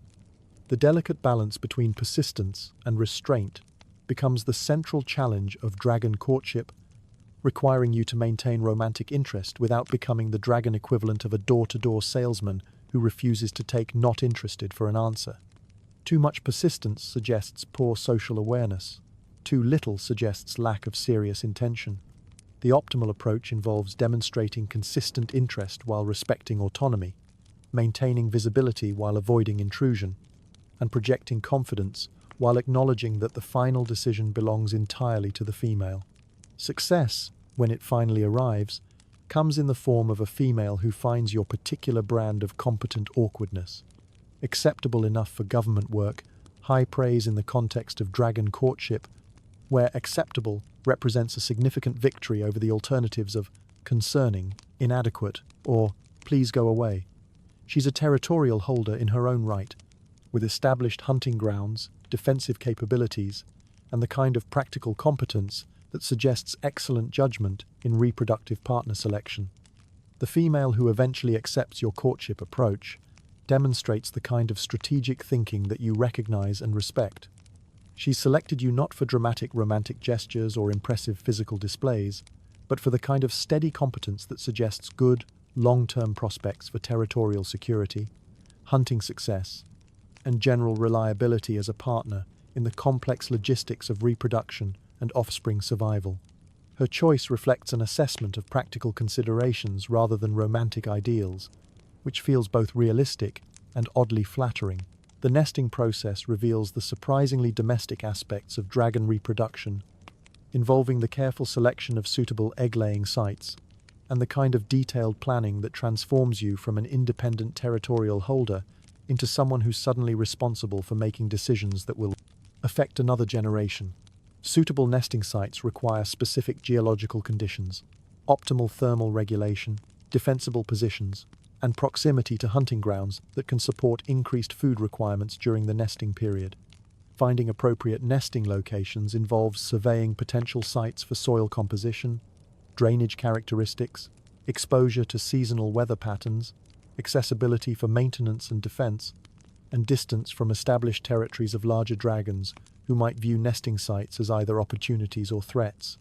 The process requires the kind of attention to detail that transforms your usual strategic thinking from personal survival to family planning, a shift in perspective that proves both challenging and oddly satisfying.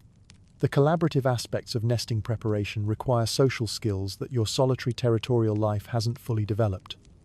Working with another dragon on shared objectives involves negotiation, compromise, and the kind of cooperative decision-making that feels both natural and completely foreign to your established patterns of independent territorial management. The relationship requires balancing individual territorial needs with shared reproductive objectives, maintaining personal autonomy while accommodating partnership responsibilities. Pretending to know what you're doing about parenting becomes the central challenge of the nesting period, as neither your instincts nor your experience provides much guidance for the transition from solitary adult to reproductive partner responsible for creating and protecting the next generation. The learning curve proves steep, involving everything from optimal egg positioning to nest defense strategies to the complex logistics of maintaining territorial security while managing increased resource requirements. The entire courtship and nesting experience transforms your understanding of dragon life from individual survival to generational continuity, from personal achievement to reproductive success, from territorial holder to potential ancestor. It's a perspective shift that affects everything from your long-term planning to your risk assessment to your understanding of what constitutes meaningful achievement in the broader context of dragon existence. Between 8 and 12 years old, you enter what can only be described as prime time, the period when all your accumulated experience, refined technique, and established territorial advantages combine to create the kind of hunting and territorial efficiency that makes everything look easy while actually representing years of accumulated expertise. Your reputation now precedes you like a mildly concerning rumor, the kind of local legend that doesn't inspire fear so much as respectful caution and the general understanding that you're someone who's figured out how to be consistently successful at the challenging business of being a prime's dragon. Your territory has expanded to include multiple hunting grounds, each strategically selected to provide optimal opportunities during different seasons, weather conditions, and prey availability cycles. The expansion wasn't dramatic, no sudden conquests or territorial wars, but rather the gradual acquisition of adjacent areas as opportunities presented themselves and your defensive capabilities grew to match your ambitions. Your domain now encompasses nearly 5 kilometers of varied terrain, from coastal hunting grounds that provide access to marine-influenced prey to inland areas that offer different seasonal opportunities. The hunting mastery you've developed over the years has evolved from basic competence to something approaching artistry, though it's the kind of artistry that prioritizes results over aesthetics. Taking down water buffalo has become a specialty, refined through years of what you think of as professional waiting, the patient accumulation of knowledge about buffalo behavior, seasonal patterns, optimal ambush positions, and the kind of strategic thinking that allows you to consistently succeed at bringing down prey that outweighs you by several hundred kilograms. Your technique for water buffalo hunting represents the culmination of everything you've learned about patience, positioning, and precise timing. The process begins with days of observation, identifying individual animals with the kind of behavioral patterns that suggest vulnerability, tracking their movement routines until you can predict their location and timing with reasonable accuracy, and then positioning yourself along their routes with the kind of strategic foresight that makes success appear inevitable rather than fortunate. The art of the ambush has been refined to what you privately think of as barely controlled chaos, with a high success rate, a description that captures both the explosive violence of the actual strike and the careful preparation that makes that violence possible. Years of experience have taught you exactly when to strike for maximum effectiveness, how to position yourself to minimize the risk of injury from defensive responses, and how to manage the aftermath of a successful hunt to ensure that your investment in time and energy produces optimal nutritional returns. Scavenging skills, rather than diminishing with improved hunting success, have evolved to make you what the neighborhood dragons probably think of as the most reliable cleanup service in the region.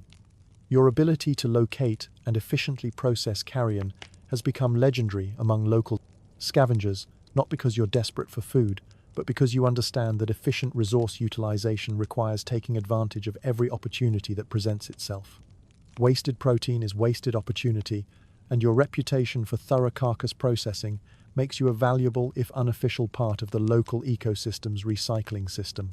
Seasonal expertise has developed to the point where you can anticipate and prepare for environmental changes with the kind of strategic foresight that transforms seasonal challenges into seasonal opportunities. Wet season strategies involve following flood patterns that displace prey animals into predictable concentration areas, understanding how heavy rains affect animal behavior and movement patterns, and positioning yourself to take advantage of the temporary abundance that characterizes the early wet season before competition intensifies. Your wet season hunting grounds have been selected specifically to capitalize on flood-displaced prey, with positions that allow you to intercept animals moving from flooded lowlands to higher ground. These temporary concentrations of nervous, disoriented prey provide hunting opportunities that can supply weeks of nutrition with relatively modest energy investment, but only for dragons who've learned to read flood patterns and position themselves correctly in advance. Dry season economics involves what you've come to think of as waterhole politics and the complex social dynamics of shared misery. The intricate territorial negotiations that govern access to shrinking water sources when every creature in the region is operating under increasing resource stress. Your established territorial rights and defensive reputation provide you with priority access to key water sources, but maintaining that access requires constant attention to the shifting alliances and territorial pressures that characterize dry season social dynamics. The complex social relationships that develop around shared water sources during drought conditions involve everything from formal territorial boundaries to informal time-sharing arrangements to the kind of diplomatic protocols that allow multiple species to coexist around critical resources without constant violent conflict. Your role in these negotiations has evolved from desperate supplicant to respected stakeholder, a position that reflects both your territorial success and your reputation for reasonable behavior in resource-sharing situations. Other dragons now treat you as what you can only describe as a legitimate threat to their peace of mind, a status that provides significant practical advantages in daily territorial management while requiring the kind of consistent behavior that maintains your reputation without escalating into unnecessary conflicts. Younger dragons defer to your territorial rights with the kind of respectful caution that suggests they understand the difference between someone who might be dangerous and someone who definitely is, while contemporary dragons treat you as an equal whose territorial claims deserve serious consideration. The comfortable routine you've established can best be described as benevolent dictatorship over a small patch of paradise, a management style that combines relaxed confidence with the kind of underlying authority that makes everyone's life easier by reducing uncertainty about territorial boundaries, resource rights, and social hierarchies. Your territory runs smoothly not because you're constantly enforcing rules, but because everyone understands what the rules are and why following them serves everyone's interests.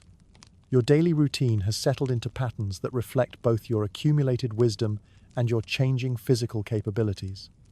Morning territorial surveys have become leisurely inspections rather than anxious reconnaissance missions, conducted with the kind of relaxed confidence that comes from knowing your domain so thoroughly that any change immediately registers as significant. These surveys serve multiple purposes: maintaining your physical conditioning, monitoring environmental changes, and providing the kind of visible presence that reminds your neighbors that your territory remains actively managed. The midday basking sessions that once served primarily as thermal regulation have evolved into something resembling executive meditation strategic relaxation that combines physical restoration with environmental monitoring and long-term strategic planning. Your basking spots have been selected and refined over years of use to provide optimal combinations of thermal efficiency, territorial surveillance, and the kind of elevated positioning that projects authority while allowing you to rest comfortably.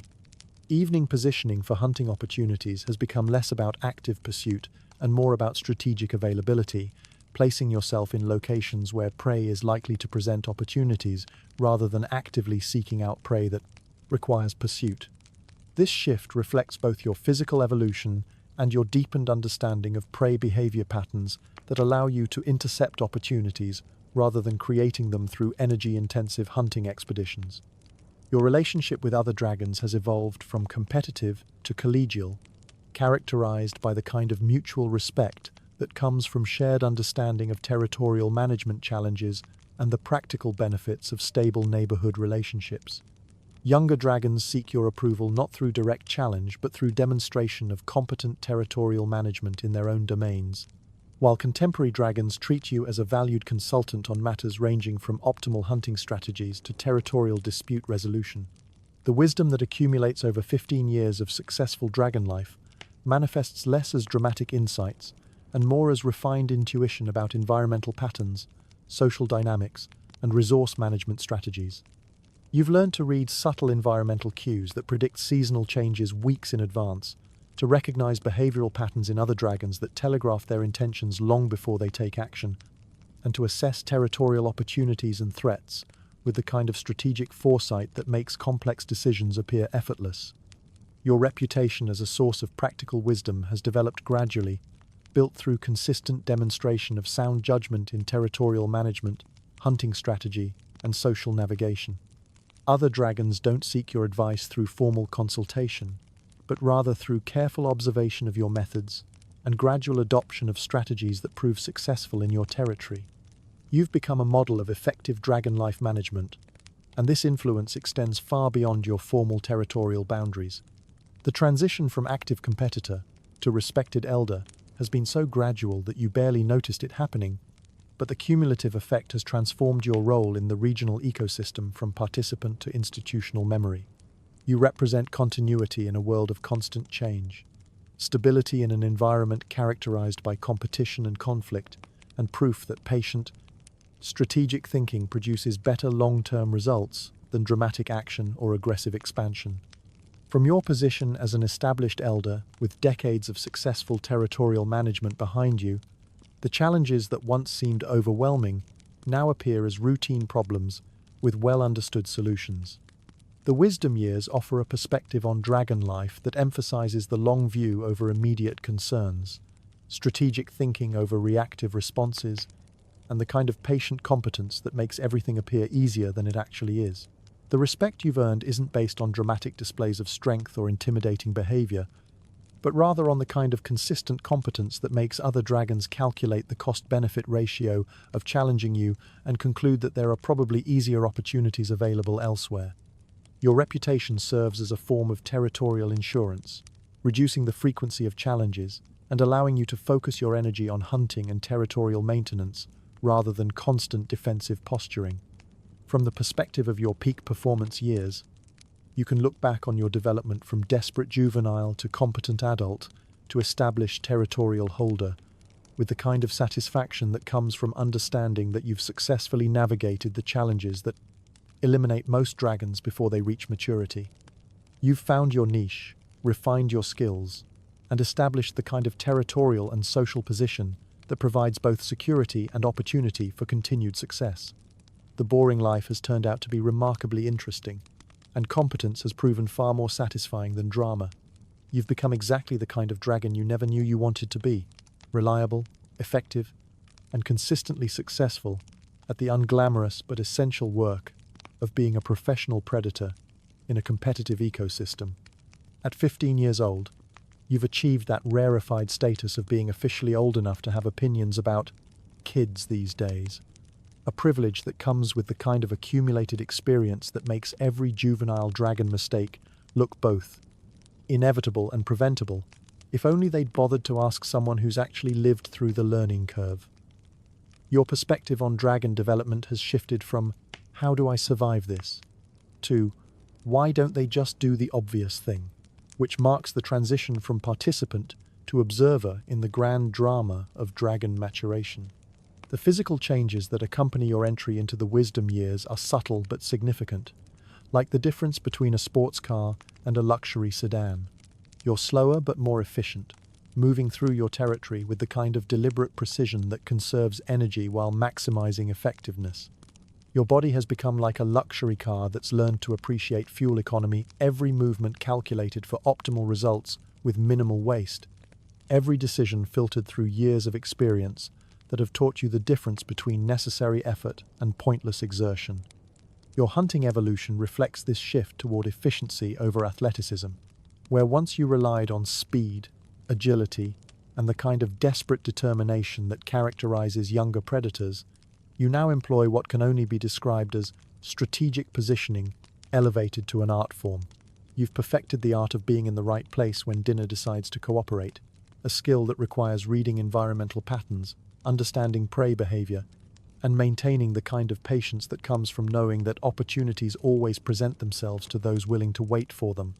The reduction in active chasing has been compensated by an increase in predictive positioning that makes your hunting appear almost supernatural to younger dragons who haven't yet learned to read the subtle environmental cues that telegraph where prey will be rather than where it currently is.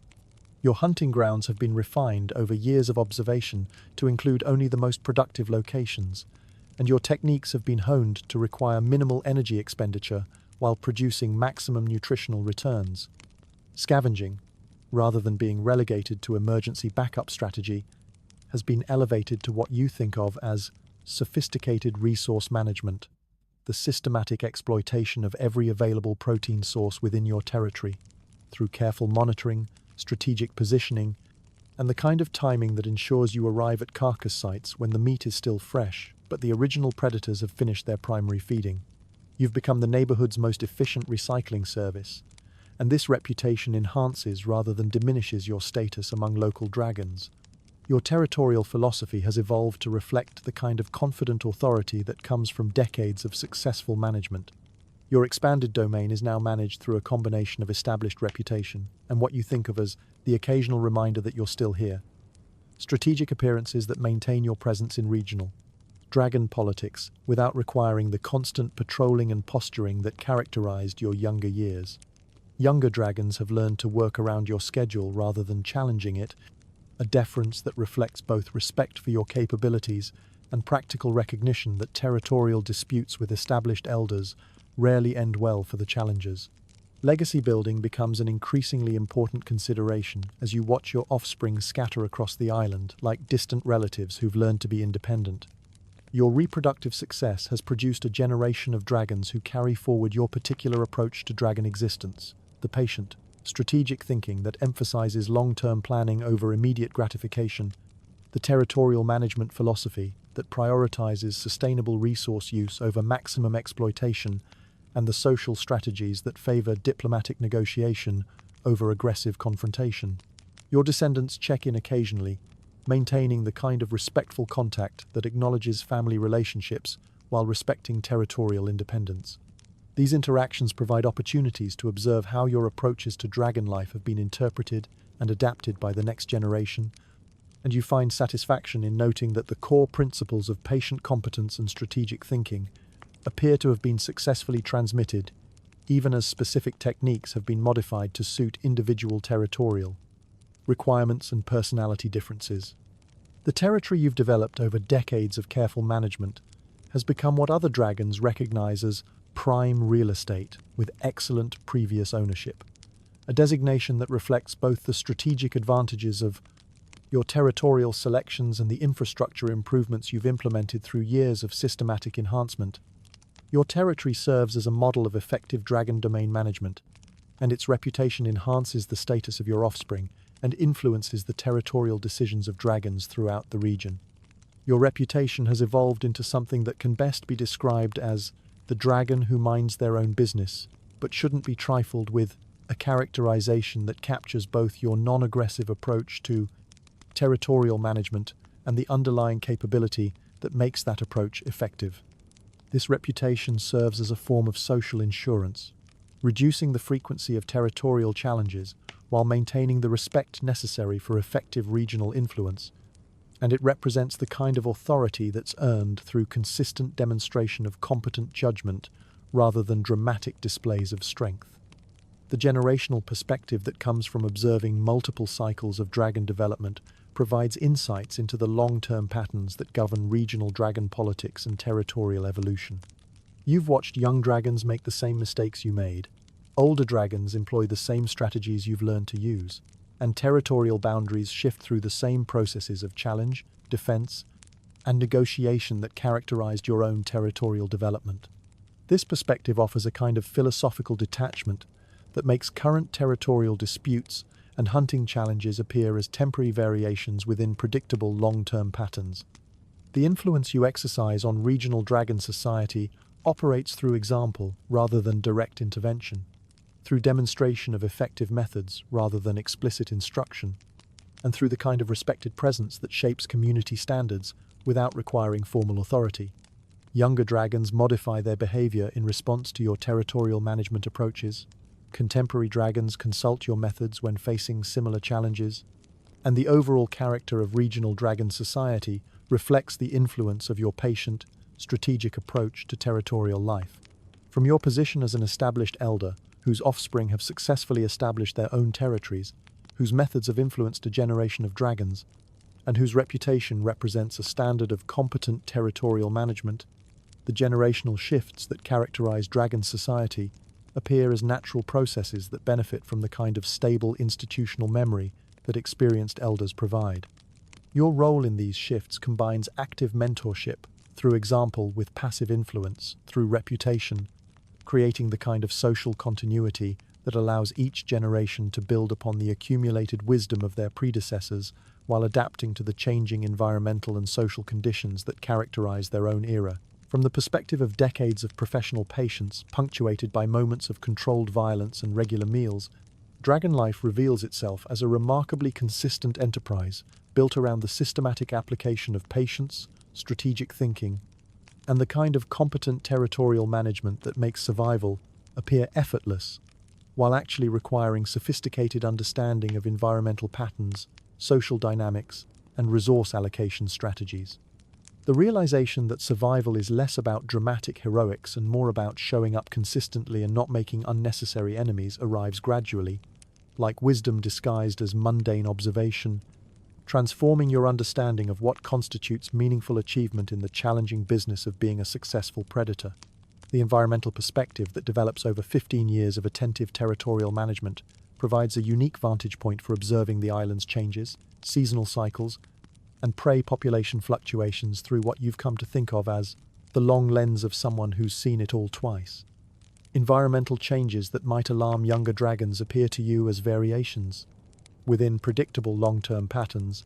Seasonal challenges that once seemed unpredictable now reveal themselves as part of reliable cycles, and prey population fluctuations that could threaten territorial security become manageable variables that can be anticipated and planned for through strategic resource management. Your memory of environmental patterns extends back through multiple decades of careful observation, creating a database of information about rainfall patterns, temperature fluctuations, prey migration routes, vegetation cycles, and the complex interactions between these variables that determine optimal hunting strategies, territorial positioning, and resource conservation approaches.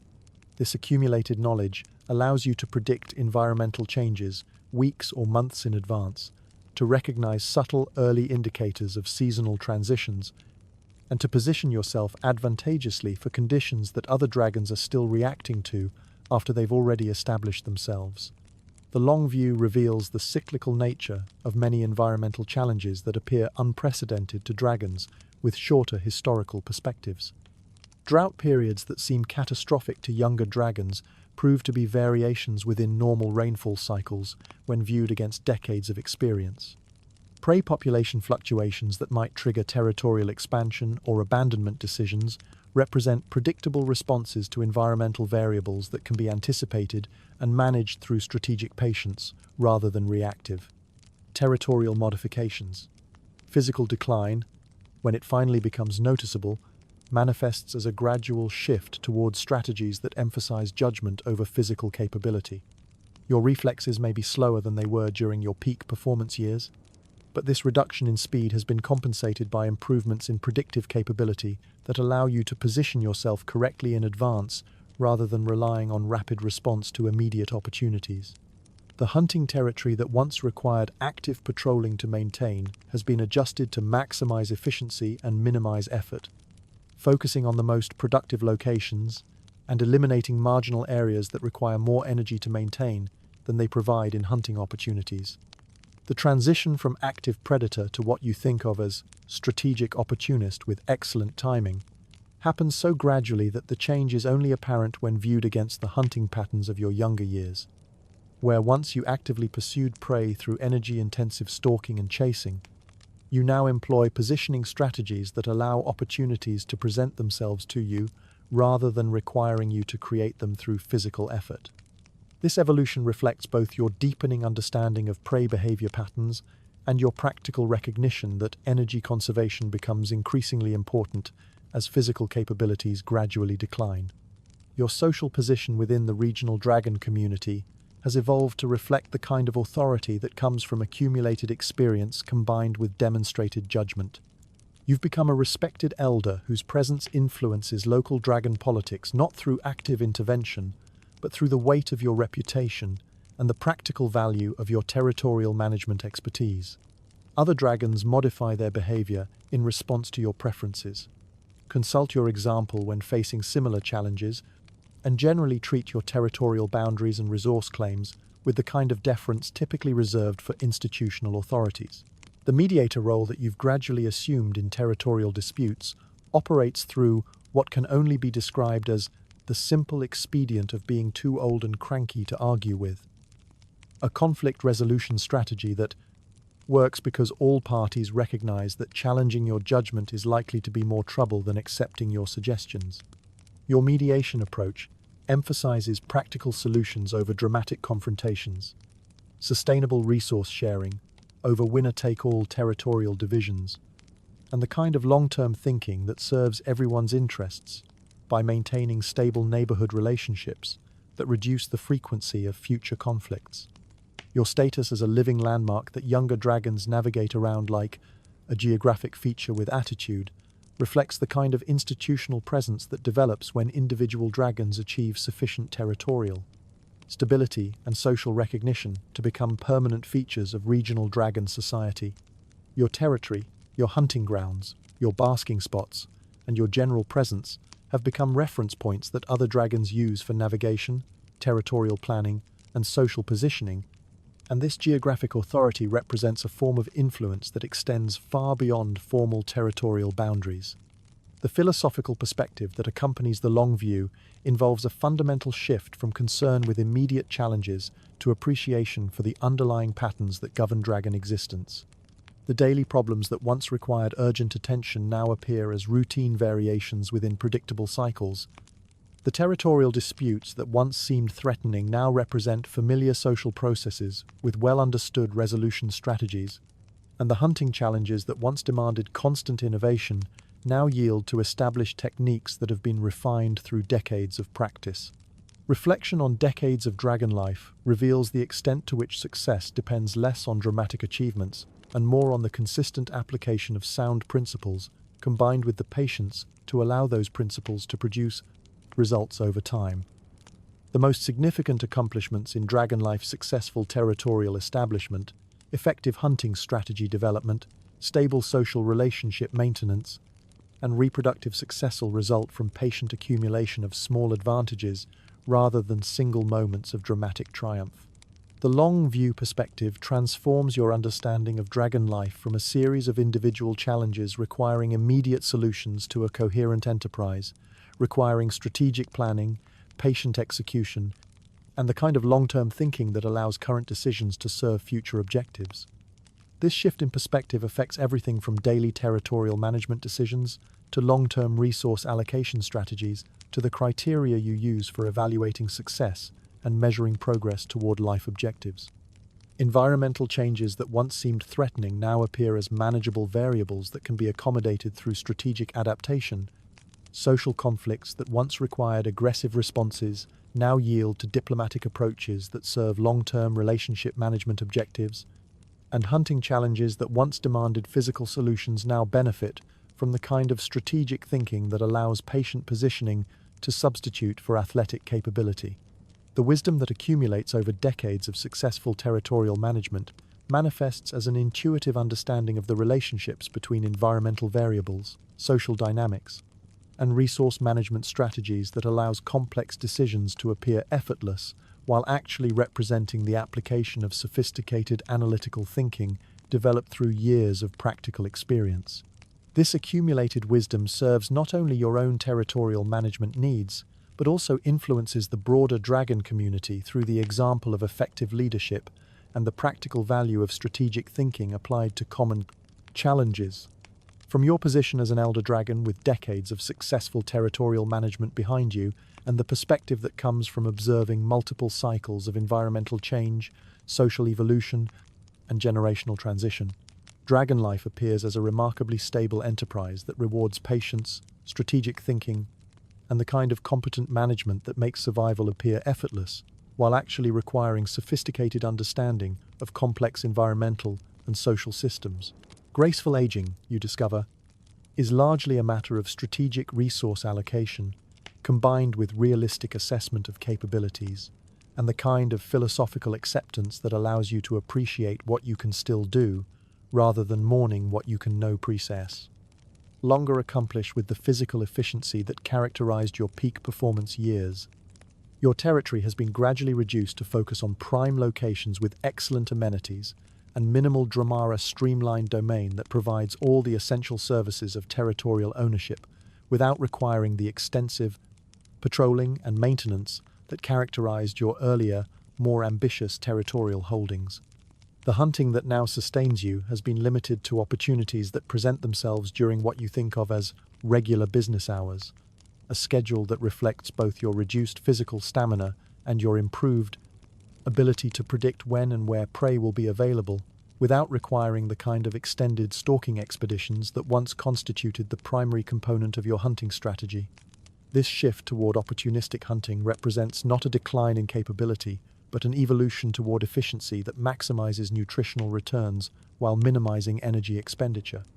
Your increased napping schedule has been redefined as advanced meditation techniques with practical applications, a description that captures both the restorative function of extended rest periods and the strategic value of the sieging, environmental monitoring, and long-term planning that you conduct during these apparently passive periods.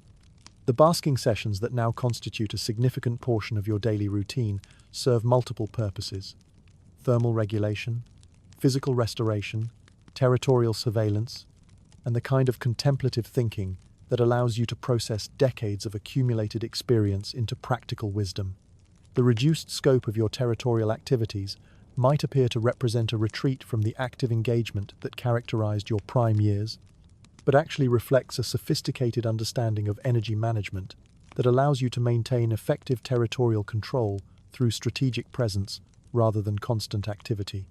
Your territory continues to function efficiently because the systems you've established over decades of careful management now operate with minimal intervention, and your reputation provides the kind of social authority that maintains territorial boundaries without requiring frequent physical enforcement. Philosophical acceptance of your current life stage involves understanding your role in the ecosystem as a long-term success story with excellent pension benefits, a perspective that emphasizes the accumulated achievements of decades of effective territorial management rather than focusing on the gradual reduction in physical capabilities that characterizes the natural aging process. Your success is measured not in current hunting efficiency or territorial expansion, but in the sustainable systems you've created, the influence you've exercised on regional dragon society, and the legacy you've established through effective territorial management and reproductive success. Watching the next generation take over territorial responsibilities and hunting grounds that you once managed provides the kind of satisfaction that comes from successful completion of life objectives, combined with confidence that your methods and approaches will continue to influence dragon society through the dragons you've mentored and the offspring who carry forward your approaches to territorial management. You observe their activities with what you think of as the mild interest of someone whose turn has been successfully completed, a detachment that reflects neither indifference nor disapproval, but rather the peaceful confidence that comes from knowing you've fulfilled your role in the generational cycle of dragon society. The peace you found with the boring life that turned out to be quite interesting when you weren't paying attention represents a fundamental shift in perspective that allows you to appreciate the accumulated richness of decades of patient territorial management, strategic thinking, and gradual competence development that produced a life characterized more by steady success than dramatic achievement. The adventures you experienced were indeed the ones where nothing went terribly wrong, a recognition that competent management and strategic thinking produce more satisfaction than dramatic confrontations and crisis-driven decision making. Your legacy manifests in multiple forms that will outlast your individual presence. A territory that has been shaped by decades of careful management and will serve as prime real estate for future territorial holders, descendants who carry forward your particular approach to dragon existence and will influence dragon society for generations, and a reputation for competent territorial management that has established standards for effective dragon leadership that will continue to influence regional dragon politics long after your personal involvement has ended. The territory you've developed represents perhaps your most tangible legacy, a stretch of coastline that has been systematically improved through decades of strategic enhancement, optimal resource utilization, and careful environmental management that has created what other dragons recognize as a model of effective territorial development. The hunting grounds you've established, the basking sites you've developed, the defensive positions you've created, and the resource management systems you've implemented will serve future territorial holders for decades, providing them with infrastructure that will enhance their own territorial success. Your descendants, scattered across the island but maintaining the kind of respectful family relationships that acknowledge shared heritage while respecting individual territorial independence, represent the most important component of your legacy. They carry forward not just your genetic heritage but also your approaches to territorial management, hunting strategy, social navigation, and the patient strategic thinking that has characterized your approach to dragon life. Their success validates your methods and extends your influence into future generations of dragon society. The reputation you've established as a model of competent dragon territorial management influences regional dragon society through the example you've provided of effective leadership, strategic thinking, and the kind of patient competence that produces long-term success rather than short-term achievement. Your methods have been observed, studied, and adopted by dragons throughout the region, creating a form of institutional influence that will continue to shape dragon society long after your individual territorial activities have ended. The quiet satisfaction that accompanies your reflection on a life well lived, one patient day at a time, represents the kind of deep contentment that comes from understanding that you've successfully navigated the challenges of dragon existence, not through dramatic heroics or exceptional achievements, but through the consistent application of sound principles, strategic thinking, and the patient accumulation of small advantages that eventually produced comprehensive success in all the areas that matter for dragon life: territorial security, hunting competence, social respect, and reproductive success. Your final basking sessions have taken on the quality of the end of a very long, very successful meeting, a peaceful conclusion to decades of productive territorial management that leaves you with the satisfaction of objectives accomplished, systems successfully established, and responsibilities competently fulfilled.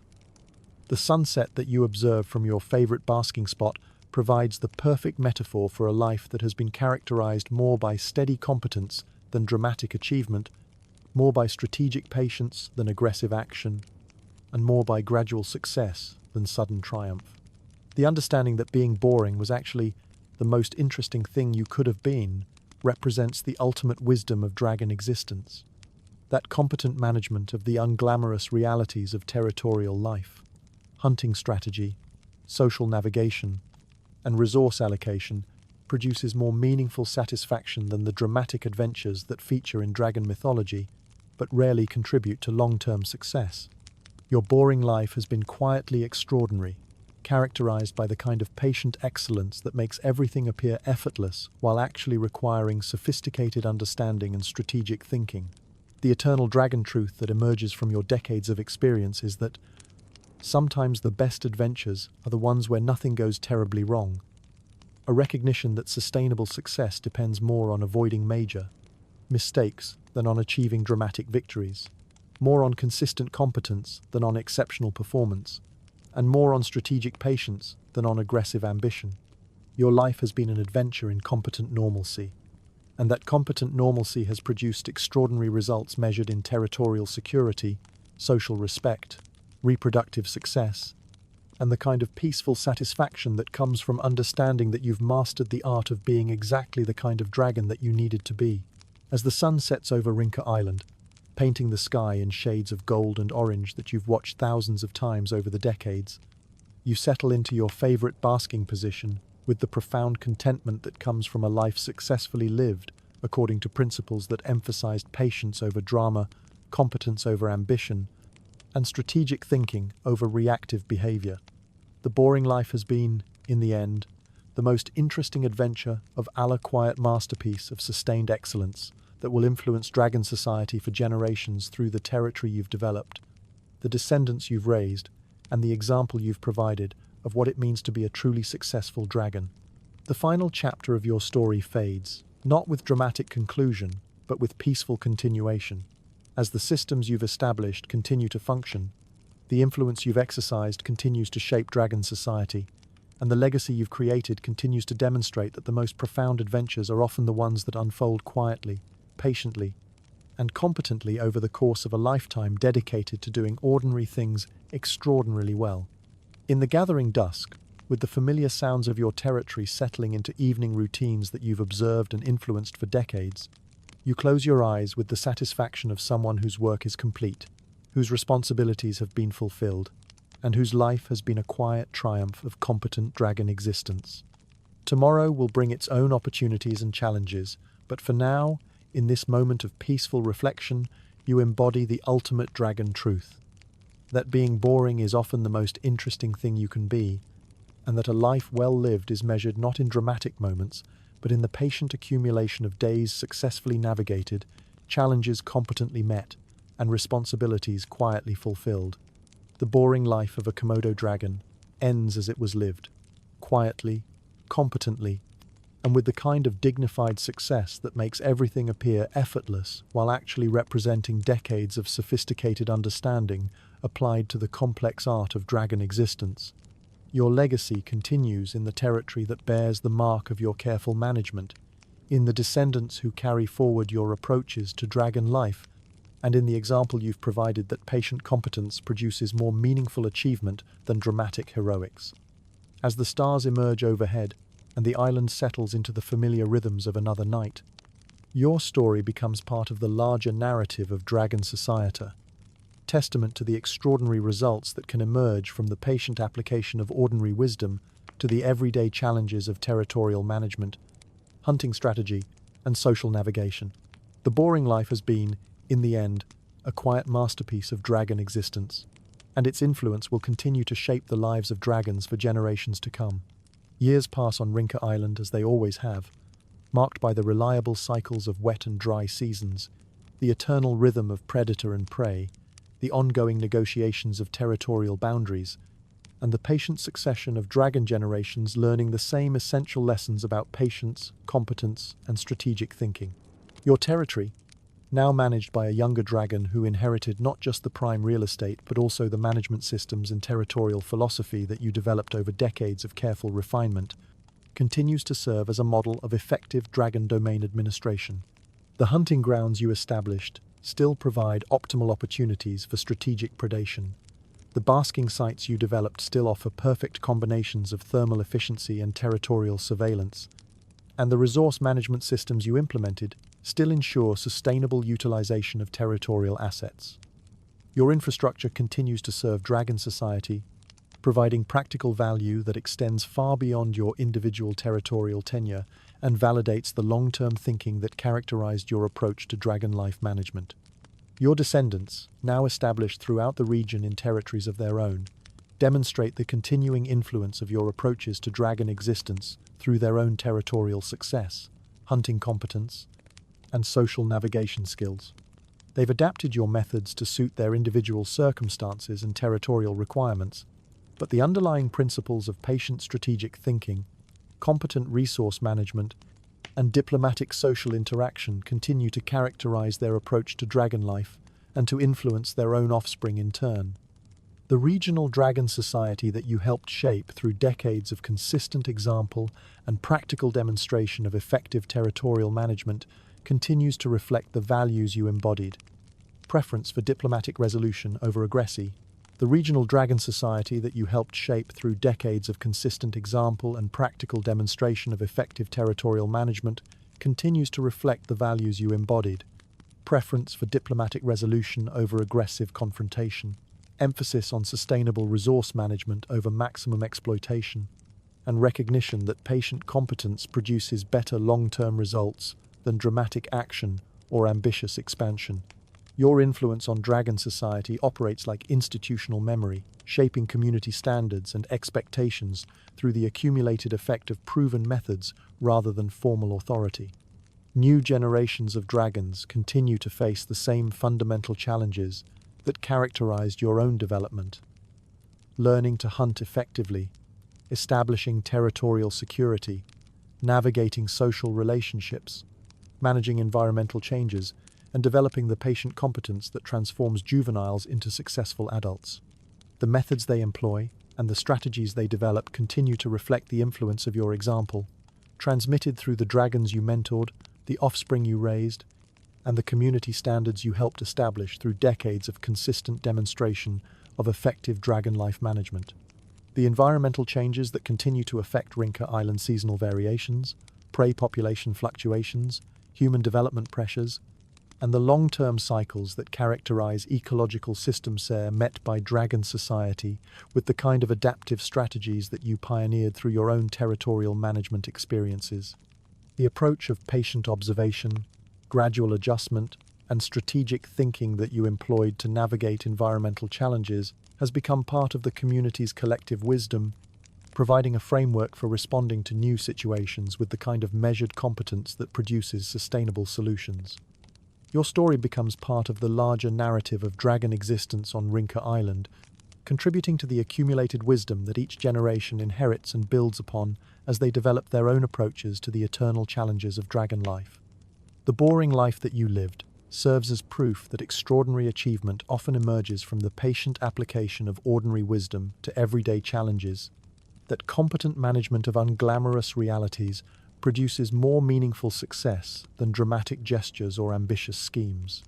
The eternal dragon truth that your life demonstrated that sometimes the best adventures are the ones where nothing goes terribly wrong continues to influence how dragons approach territorial management, hunting strategy, social relationships, and long-term planning. Your example provides evidence that sustainable success depends more on consistent competence than on exceptional performance, more on strategic patience than on aggressive ambition, and more on understanding the long-term consequences of daily decisions than on responding dramatically to immediate challenges. The legacy of your boring life continues to enrich Dragon Society through the practical wisdom it contributed to community knowledge, the infrastructure improvements it created for future territorial holders, the successful descendants it produced to carry forward effective approaches to dragon existence, and the example it provided that patient excellence can transform ordinary circumstances into extraordinary results. Your influence operates like the geological processes that shape the island itself slowly, quietly, but with profound and lasting effect on the landscape of Dragon Society. In the end, the boring life of a Komodo dragon becomes a quiet celebration of the extraordinary results that emerge from patient competence, strategic thinking, and the understanding that true adventure often consists not of dramatic events, but of the gradual mastery of life's essential skills. Your story demonstrates that being boring is often the most interesting thing you can be, and that a life dedicated to doing ordinary things extraordinarily well produces the kind of lasting achievement that enriches not only individual existence, but the broader community that benefits from the example of excellence, quietly, sustained over decades of consistent application. The sun continues to rise and set over Rinca Island. The seasons continue their eternal cycle, and dragons continue to face the same fundamental challenges that have characterized their existence for generations.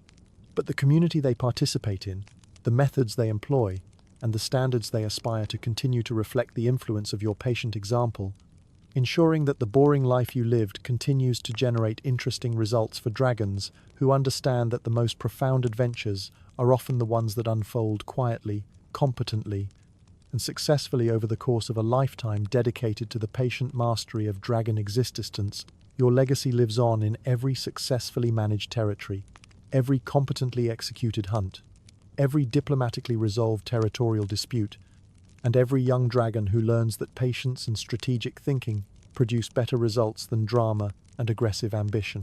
The boring life becomes, in the end, the most interesting story of Allah testament to the extraordinary potential that lies within ordinary existence when it's approached with patience, competence, and the wisdom to understand that true success is measured not in dramatic moments, but in the quiet accumulation of days, well lived, challenges competently met, and responsibilities faithfully fulfilled.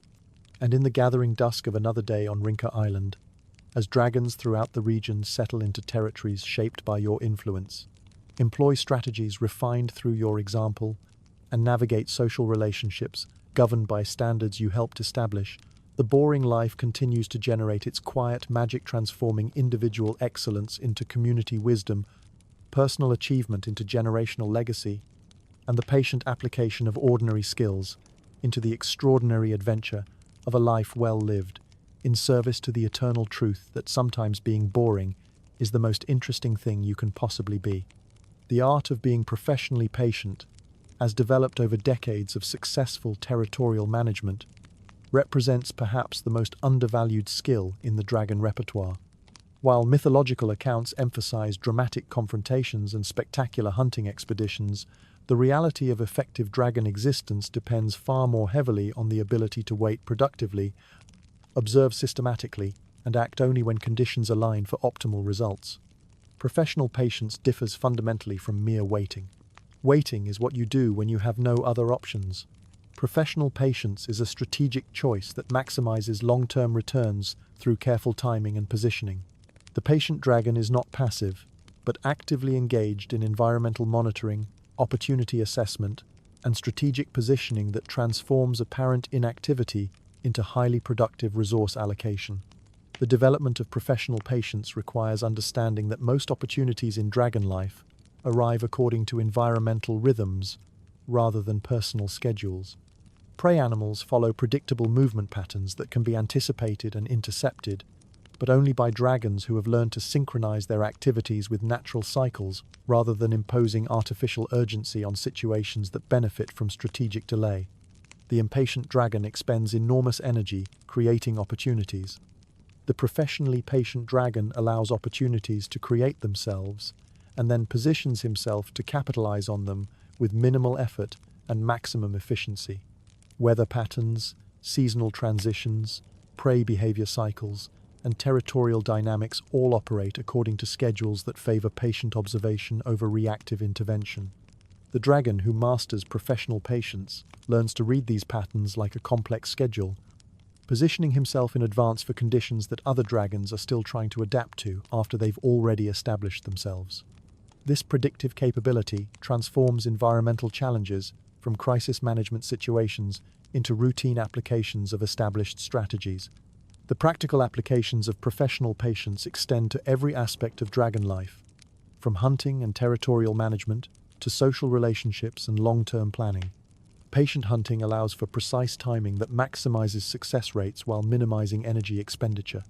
Patient territorial management prevents minor boundary disputes from escalating into major conflicts that require significant resource allocation to resolve. Patient social interaction allows for the development of stable relationships that provide long-term benefits rather than immediate but temporary advantages. The psychological aspects of professional patience involve learning to find satisfaction in the process of strategic waiting rather than requiring constant activity to maintain engagement.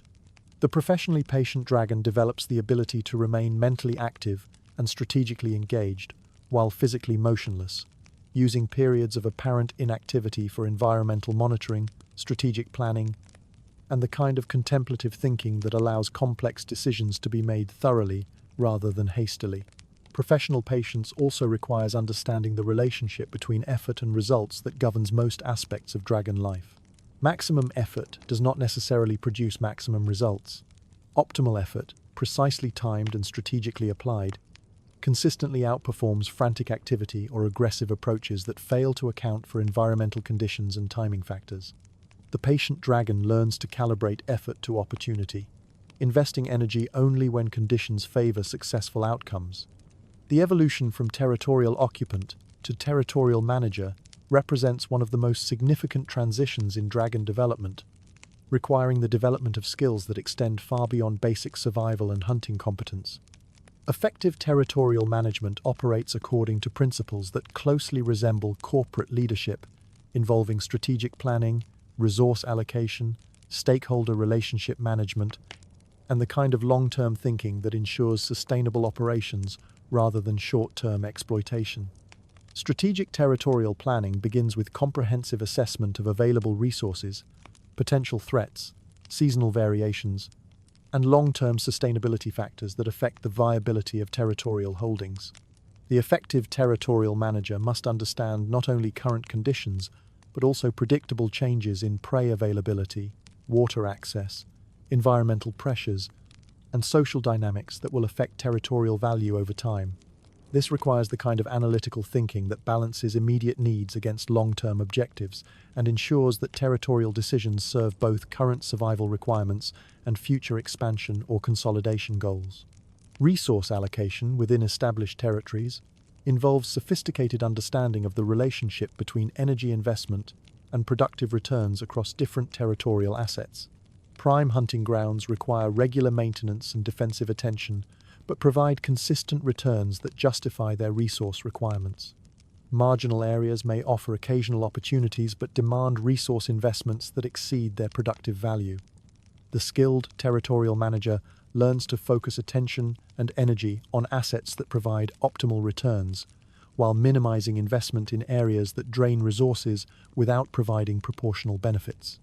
Stakeholder relationship management in territorial contexts involves navigating the complex social dynamics that govern interactions with neighboring dragons, transient visitors, and the various other species that operate within territorial boundaries. Neighboring dragons represent potential threats, trading partners, or allies depending on the management approach employed in boundary negotiations and resource sharing arrangements.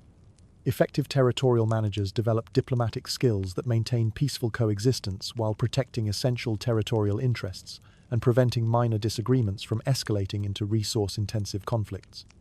The development of territorial infrastructure represents a long-term investment strategy that enhances territorial value through systematic improvement of hunting sites, defensive positions, basking areas, and resource access points. Infrastructure development requires understanding which improvements provide lasting value and which represent resource expenditures that exceed their long-term benefits. The effective territorial manager prioritizes infrastructure projects that enhance territorial efficiency, security, and productivity, while avoiding improvements that drain resources without providing proportional returns. Quality control in territorial management involves regular assessment of territorial performance across multiple metrics: hunting success rates, resource utilization efficiency, defensive capability, social relationship stability, and overall territorial sustainability. The territorial manager must monitor these performance indicators systematically and implement adjustments when performance declines or when changing conditions require strategic modifications. This ongoing assessment process ensures that territorial management strategies remain effective as environmental and social conditions evolve. Risk management in territorial contexts requires understanding potential threats to territorial security and developing contingency plans that allow for effective response to various challenge scenarios. Environmental risks include seasonal resource fluctuations, weather pattern changes, and prey population variations that could affect territorial viability. Social risks include territorial challenges from other dragons, demographic changes in neighboring territories, and shifts in regional dragon politics that could affect territorial security. The effective territorial manager develops response strategies for predictable risks while maintaining the flexibility to adapt to unexpected challenges. Succession planning becomes increasingly important as territorial managers age and begin preparing for the eventual transfer of territorial responsibilities to younger dragons. Effective succession planning involves identifying potential successors, ensuring that territorial infrastructure and management systems will continue to function effectively under new leadership, and facilitating smooth transitions that maintain territorial stability.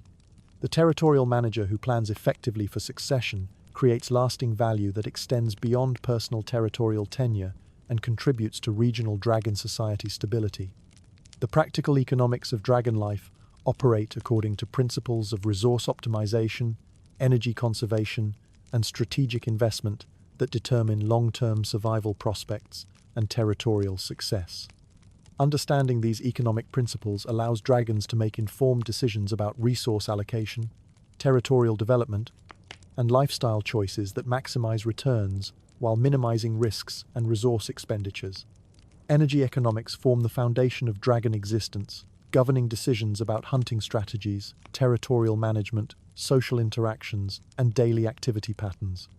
Energy acquisition through hunting must exceed energy expenditure through territorial maintenance, defensive activities, and basic metabolic requirements, creating a surplus that can be invested in territorial improvements, reproductive activities, or emergency reserves. The economically successful dragon learns to optimize this energy equation through efficient hunting techniques, strategic territorial positioning, and lifestyle choices that maximize energy returns while minimizing energy costs. Hunting economics involve understanding the relationship between energy investment and nutritional returns across different prey types, hunting methods, and seasonal opportunities. Large prey animals provide substantial nutritional returns but require significant energy investment in hunting and processing, while smaller prey offers modest returns with lower energy requirements. The economically astute dragon develops a diversified hunting portfolio that balances high-return, high-risk hunting opportunities with consistent low-risk, moderate-return activities that provide reliable, baseline nutrition. Territorial economics require analysis of the costs and benefits associated with different territorial holdings, including acquisition costs, maintenance requirements, defensive necessities, and productive potential. Prime territories command higher acquisition and maintenance costs, but provide superior hunting opportunities, resource access, and social status benefits. Marginal territories require lower initial investment, but may not provide sufficient returns to justify long-term occupation. The successful dragon develops territorial portfolios that balance cost and return factors while providing adequate security and growth potential. Resource conservation strategies become crucial during seasonal scarcity periods when energy acquisition becomes more difficult, while energy requirements remain constant or increase due to environmental stresses. Effective resource conservation involves strategic reduction of non-essential activities, optimization of essential functions, and development of reserve systems that provide security during extended shortage periods. The economically prepared dragon maintains resource reserves sufficient to survive temporary scarcity without compromising long-term territorial security or health. Investment strategies in dragon economics involve allocation of surplus resources to activities that provide long-term returns rather than immediate consumption. Infrastructure development, territorial expansion, social relationship cultivation, and reproductive activities all represent investment opportunities that require current resource expenditure in exchange for future benefits. The successful dragon investor learns to evaluate these opportunities systematically and allocate surplus resources to investments that provide optimal long-term returns. Risk assessment in dragon economics requires understanding the probability and potential impact of various threats to economic security, including environmental challenges, social conflicts, health problems, and competitive pressures. Risk assessment informs decisions about resource allocation, territorial positioning, and lifestyle choices that balance security concerns against growth opportunities. The economically prudent dragon maintains adequate reserves and defensive capabilities while pursuing growth opportunities that align with acceptable risk levels. Market analysis in dragon contexts involves understanding regional supply and demand factors that affect territorial values, prey availability, and competitive pressures. Territorial markets fluctuate based on environmental conditions, demographic changes, and regional dragon politics that affect the relative value of different territorial holdings. The economically informed dragon monitors these market conditions and makes territorial decisions that capitalize on favorable conditions, while avoiding overextension during unfavorable periods. Retirement planning for dragons involves developing sustainable resource management strategies that provide security during periods of reduced hunting capability and territorial management capacity. Effective retirement planning requires building territorial assets that continue to provide value with minimal maintenance, developing social relationships that provide security and support, and maintaining resource reserves adequate to support reduced activity lifestyles. The economically prepared dragon plans for retirement throughout their active years, rather than attempting to develop security systems after physical capabilities have already declined. Dragon society operates according to complex social structures that govern territorial relationships, resource allocation, reproductive opportunities, and conflict resolution through sophisticated diplomatic protocols that emphasize stability, predictability, and mutual benefit over competition and confrontation. Understanding these social dynamics allows individual dragons to navigate community relationships effectively while contributing to the broader social stability that benefits all participants in regional dragon society. Diplomatic protocol in dragon society emphasizes respect for established territorial boundaries, acknowledgement of social hierarchies, and adherence to communication standards that minimize misunderstandings and prevent minor disagreements from escalating into resource-intensive conflicts. These protocols develop through generations of practical experience with community management and represent accumulated wisdom about social structures that promote stability and cooperation rather than constant competition and territorial warfare. Territorial boundary negotiation operates according to established procedures that allow dragons to resolve boundary disputes through diplomatic consultation rather than violent confrontation. Effective boundary negotiation requires understanding the difference between essential territorial requirements and negotiable preferences, developing compromise solutions that address the legitimate interests of all parties, and maintaining relationships that support long-term community stability. The diplomatically skilled dragon learns to protect essential territorial interests while demonstrating flexibility on secondary issues that can be resolved through mutual accommodation. Social hierarchy recognition involves understanding the complex status systems that govern interactions between dragons of different ages, territorial holdings, hunting capabilities, and reproductive success. These hierarchies provide stability by establishing predictable interaction patterns that reduce uncertainty and conflict, while allowing for social mobility based on demonstrated competence and achievement. The socially astute dragon learns to navigate these hierarchies respectfully, while pursuing advancement opportunities that align with personal capabilities and community needs. Communication protocols in dragon society involve sophisticated systems of body language, scent marking, territorial positioning, and behavioral signaling that convey complex information about intentions, capabilities, social status, and availability for various types of interaction. Effective communication requires understanding both the transmission and interpretation of these signals, ensuring that intended messages are conveyed accurately while avoiding miscommunications that could trigger unnecessary conflicts or missed opportunities. Conflict resolution mechanisms in dragon society emphasize mediation, compromise, and face-saving solutions that address legitimate grievances while maintaining social relationships and community stability. Effective conflict resolution requires understanding the underlying interests that drive surface disputes, developing creative solutions that address core concerns rather than surface positions, and implementing agreements that provide sustainable solutions rather than temporary accommodations that will require future renegotiation. Alliance formation and maintenance involve strategic relationship development that provides mutual benefits through resource sharing, defensive cooperation, and collaborative problem-solving that enhances the security and capabilities of all participants. Effective alliance management requires understanding the balance between cooperation and independence that maintains beneficial relationships while preserving individual autonomy and decision-making authority. The strategically minded dragon develops alliance portfolios that provide security and opportunity while avoiding dependencies that compromise territorial independence. Mentorship systems in dragon society facilitate knowledge transfer between generations while providing young dragons with guidance and support that enhances their chances of successful territorial establishment and social integration. Effective mentorship involves sharing practical knowledge and strategic wisdom while allowing mentees to develop individual approaches that suit their personalities and territorial circumstances. The experienced dragon who provides effective mentorship contributes to community stability while developing relationships that provide long-term social benefits. Community leadership in dragon society emerges through demonstrated competence in territorial management, diplomatic skill, and strategic thinking that benefits not only individual dragons, but the broader community, through example, mediation, and the development of standards that promote social stability and cooperation.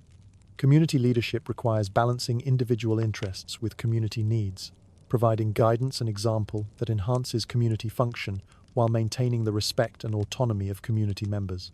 Social change management in dragon communities involves adapting traditional social structures to accommodate environmental changes, demographic shifts, and evolving community needs, while preserving the stability and cooperation that characterize effective dragon society. Social change management requires understanding which traditional practices continue to serve community needs and which require modification or replacement to address new challenges and opportunities. The socially innovative dragon contributes to community adaptation while maintaining respect for traditional wisdom and established social relationships. The development of environmental mastery represents the culmination of decades of systematic observation, pattern recognition, and predictive analysis that transforms reactive survival into proactive strategic planning based on sophisticated understanding of ecological relationships, seasonal cycles, and long-term environmental trends. Environmental mastery allows experienced dragons to anticipate challenges and opportunities weeks or months in advance, positioning themselves advantageously for conditions that other dragons are still adjusting to after they've already established themselves. Weather prediction through environmental observation involves understanding the complex relationships between atmospheric conditions, seasonal patterns, and local microclimate factors that affect hunting opportunities, territorial conditions, and resource availability. Experienced dragons learn to read subtle indicators like wind patterns, cloud formations, temperature fluctuations, and humidity changes that telegraph weather changes days in advance, allowing for strategic preparation rather than reactive adjustment to environmental conditions.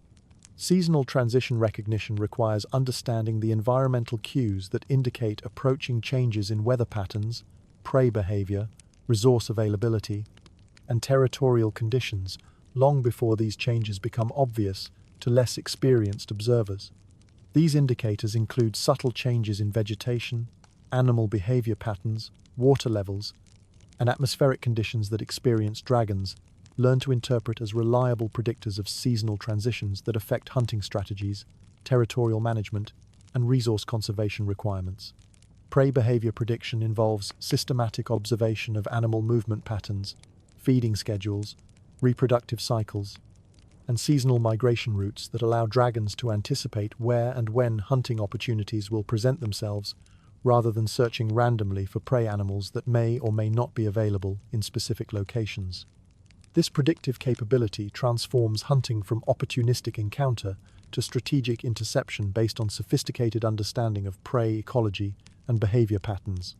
Ecological relationship understanding involves recognizing the complex interdependencies between different species, environmental conditions, and resource cycles that affect the overall health and productivity of territorial ecosystems. Changes in plant communities affect herbivore populations, which affect predator populations, which affect scavenging opportunities and competitive pressures in predictable patterns that experienced dragons learn to anticipate and accommodate in their territorial management strategies. Resource cycle analysis requires understanding the long-term patterns that govern water availability, prey population, fluctuations, vegetation cycles, and other resource variables that affect territorial viability over multi-year periods. This analysis allows for strategic planning that accommodates predictable resource variations while identifying optimal timing for territorial expansion, infrastructure development, and other resource-intensive activities that require favorable environmental conditions. Climate pattern recognition involves understanding the longer-term environmental cycles that affect regional conditions over periods of several years, including drought cycles, precipitation patterns, temperature trends, and other climate variables that affect the long-term sustainability of territorial holdings and regional ecosystem health. This understanding allows for strategic adaptation to changing environmental conditions rather than reactive response to climate variations that may persist for extended periods. Environmental change adaptation requires developing flexible strategies that accommodate both predictable environmental variations and unexpected changes in ecological conditions that may result from climate shifts, human development, natural disasters, or other factors that alter familiar environmental patterns. Effective adaptation strategies maintain territorial viability under changing conditions while preserving the core territorial advantages that provide security and hunting opportunities. Ecosystem health monitoring involves systematic assessment of environmental indicators that reflect the overall condition and productivity of territorial ecosystems, including species diversity, population health, reproduction rates, and resource availability that affect long-term territorial sustainability.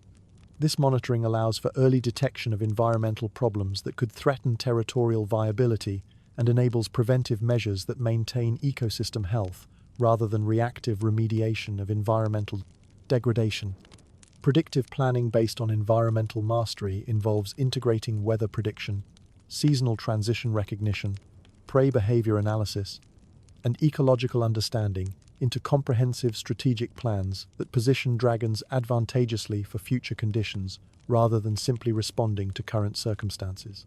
This predictive capability represents the culmination of environmental mastery and provides the foundation for advanced territorial management that anticipates challenges and capitalizes on opportunities through strategic foresight rather than reactive adaptation.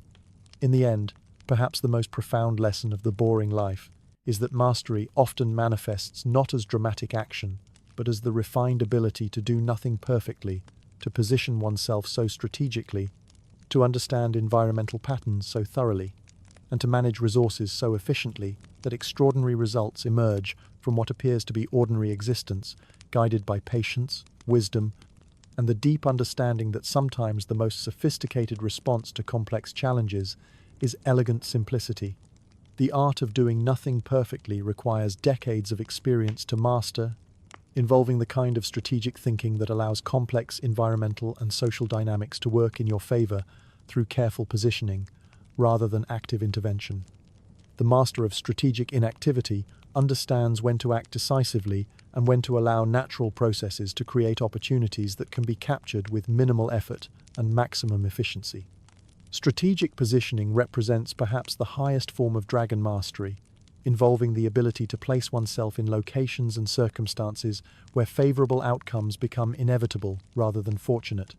This positioning requires understanding environmental patterns, social dynamics, and resource cycles so thoroughly that opportunities present themselves naturally rather than requiring creation through energy-intensive activities that may or may not produce desired results. The patience that characterizes advanced dragon mastery differs qualitatively from the desperate waiting that characterizes inexperienced dragons hoping for favorable circumstances. Advanced patience involves active engagement with environmental monitoring, strategic planning, and opportunity assessment that transforms apparent inactivity into highly productive strategic thinking and positioning that creates conditions for success, rather than simply hoping for favorable circumstances. Environmental harmony achieved through decades of territorial management involves developing such thorough understanding of local ecological systems that individual territorial activities enhance rather than disrupt ecosystem health and productivity. The territorially mature dragon becomes a positive force in regional ecosystem management, contributing to environmental stability that benefits not only individual territorial interests, but the broader ecological community. Social integration at the highest levels involves such skillful navigation of dragon community dynamics that individual success enhances rather than threatens community stability and cooperation. The socially mature dragon contributes to community health through example, mediation, and the kind of leadership that elevates community standards while respecting individual autonomy and promoting cooperation over competition. Philosophical acceptance of the boring life represents the ultimate wisdom of dragon existence, understanding that extraordinary achievement often emerges from the patient application of ordinary skills to everyday challenges, that sustainable success depends more on consistent competence than on dramatic accomplishments, and that the most interesting adventures are often the ones that unfold quietly over decades of strategic thinking and patient excellence. The legacy of the boring life continues through the territories that bear the mark of careful management, the descendants who carry forward effective approaches to dragon existence, the community standards that reflect the influence of patient excellence, and the accumulated wisdom that demonstrates the extraordinary potential inherent in ordinary existence, approached with strategic thinking, professional competence, and the understanding that true mastery often manifests as the ability to make difficult things appear effortless through the application of refined skill and accumulated wisdom. And so the sun sets once again over Rinka Island, as it has countless times before and will countless times hence, illuminating a landscape shaped by the patient excellence of dragons who understood that the most profound adventures emerge not from dramatic events, but from the daily practice of doing ordinary things extraordinarily well, and that the most interesting life is often the one that appears, from the outside, to be perfectly, masterfully, and extraordinarily boring.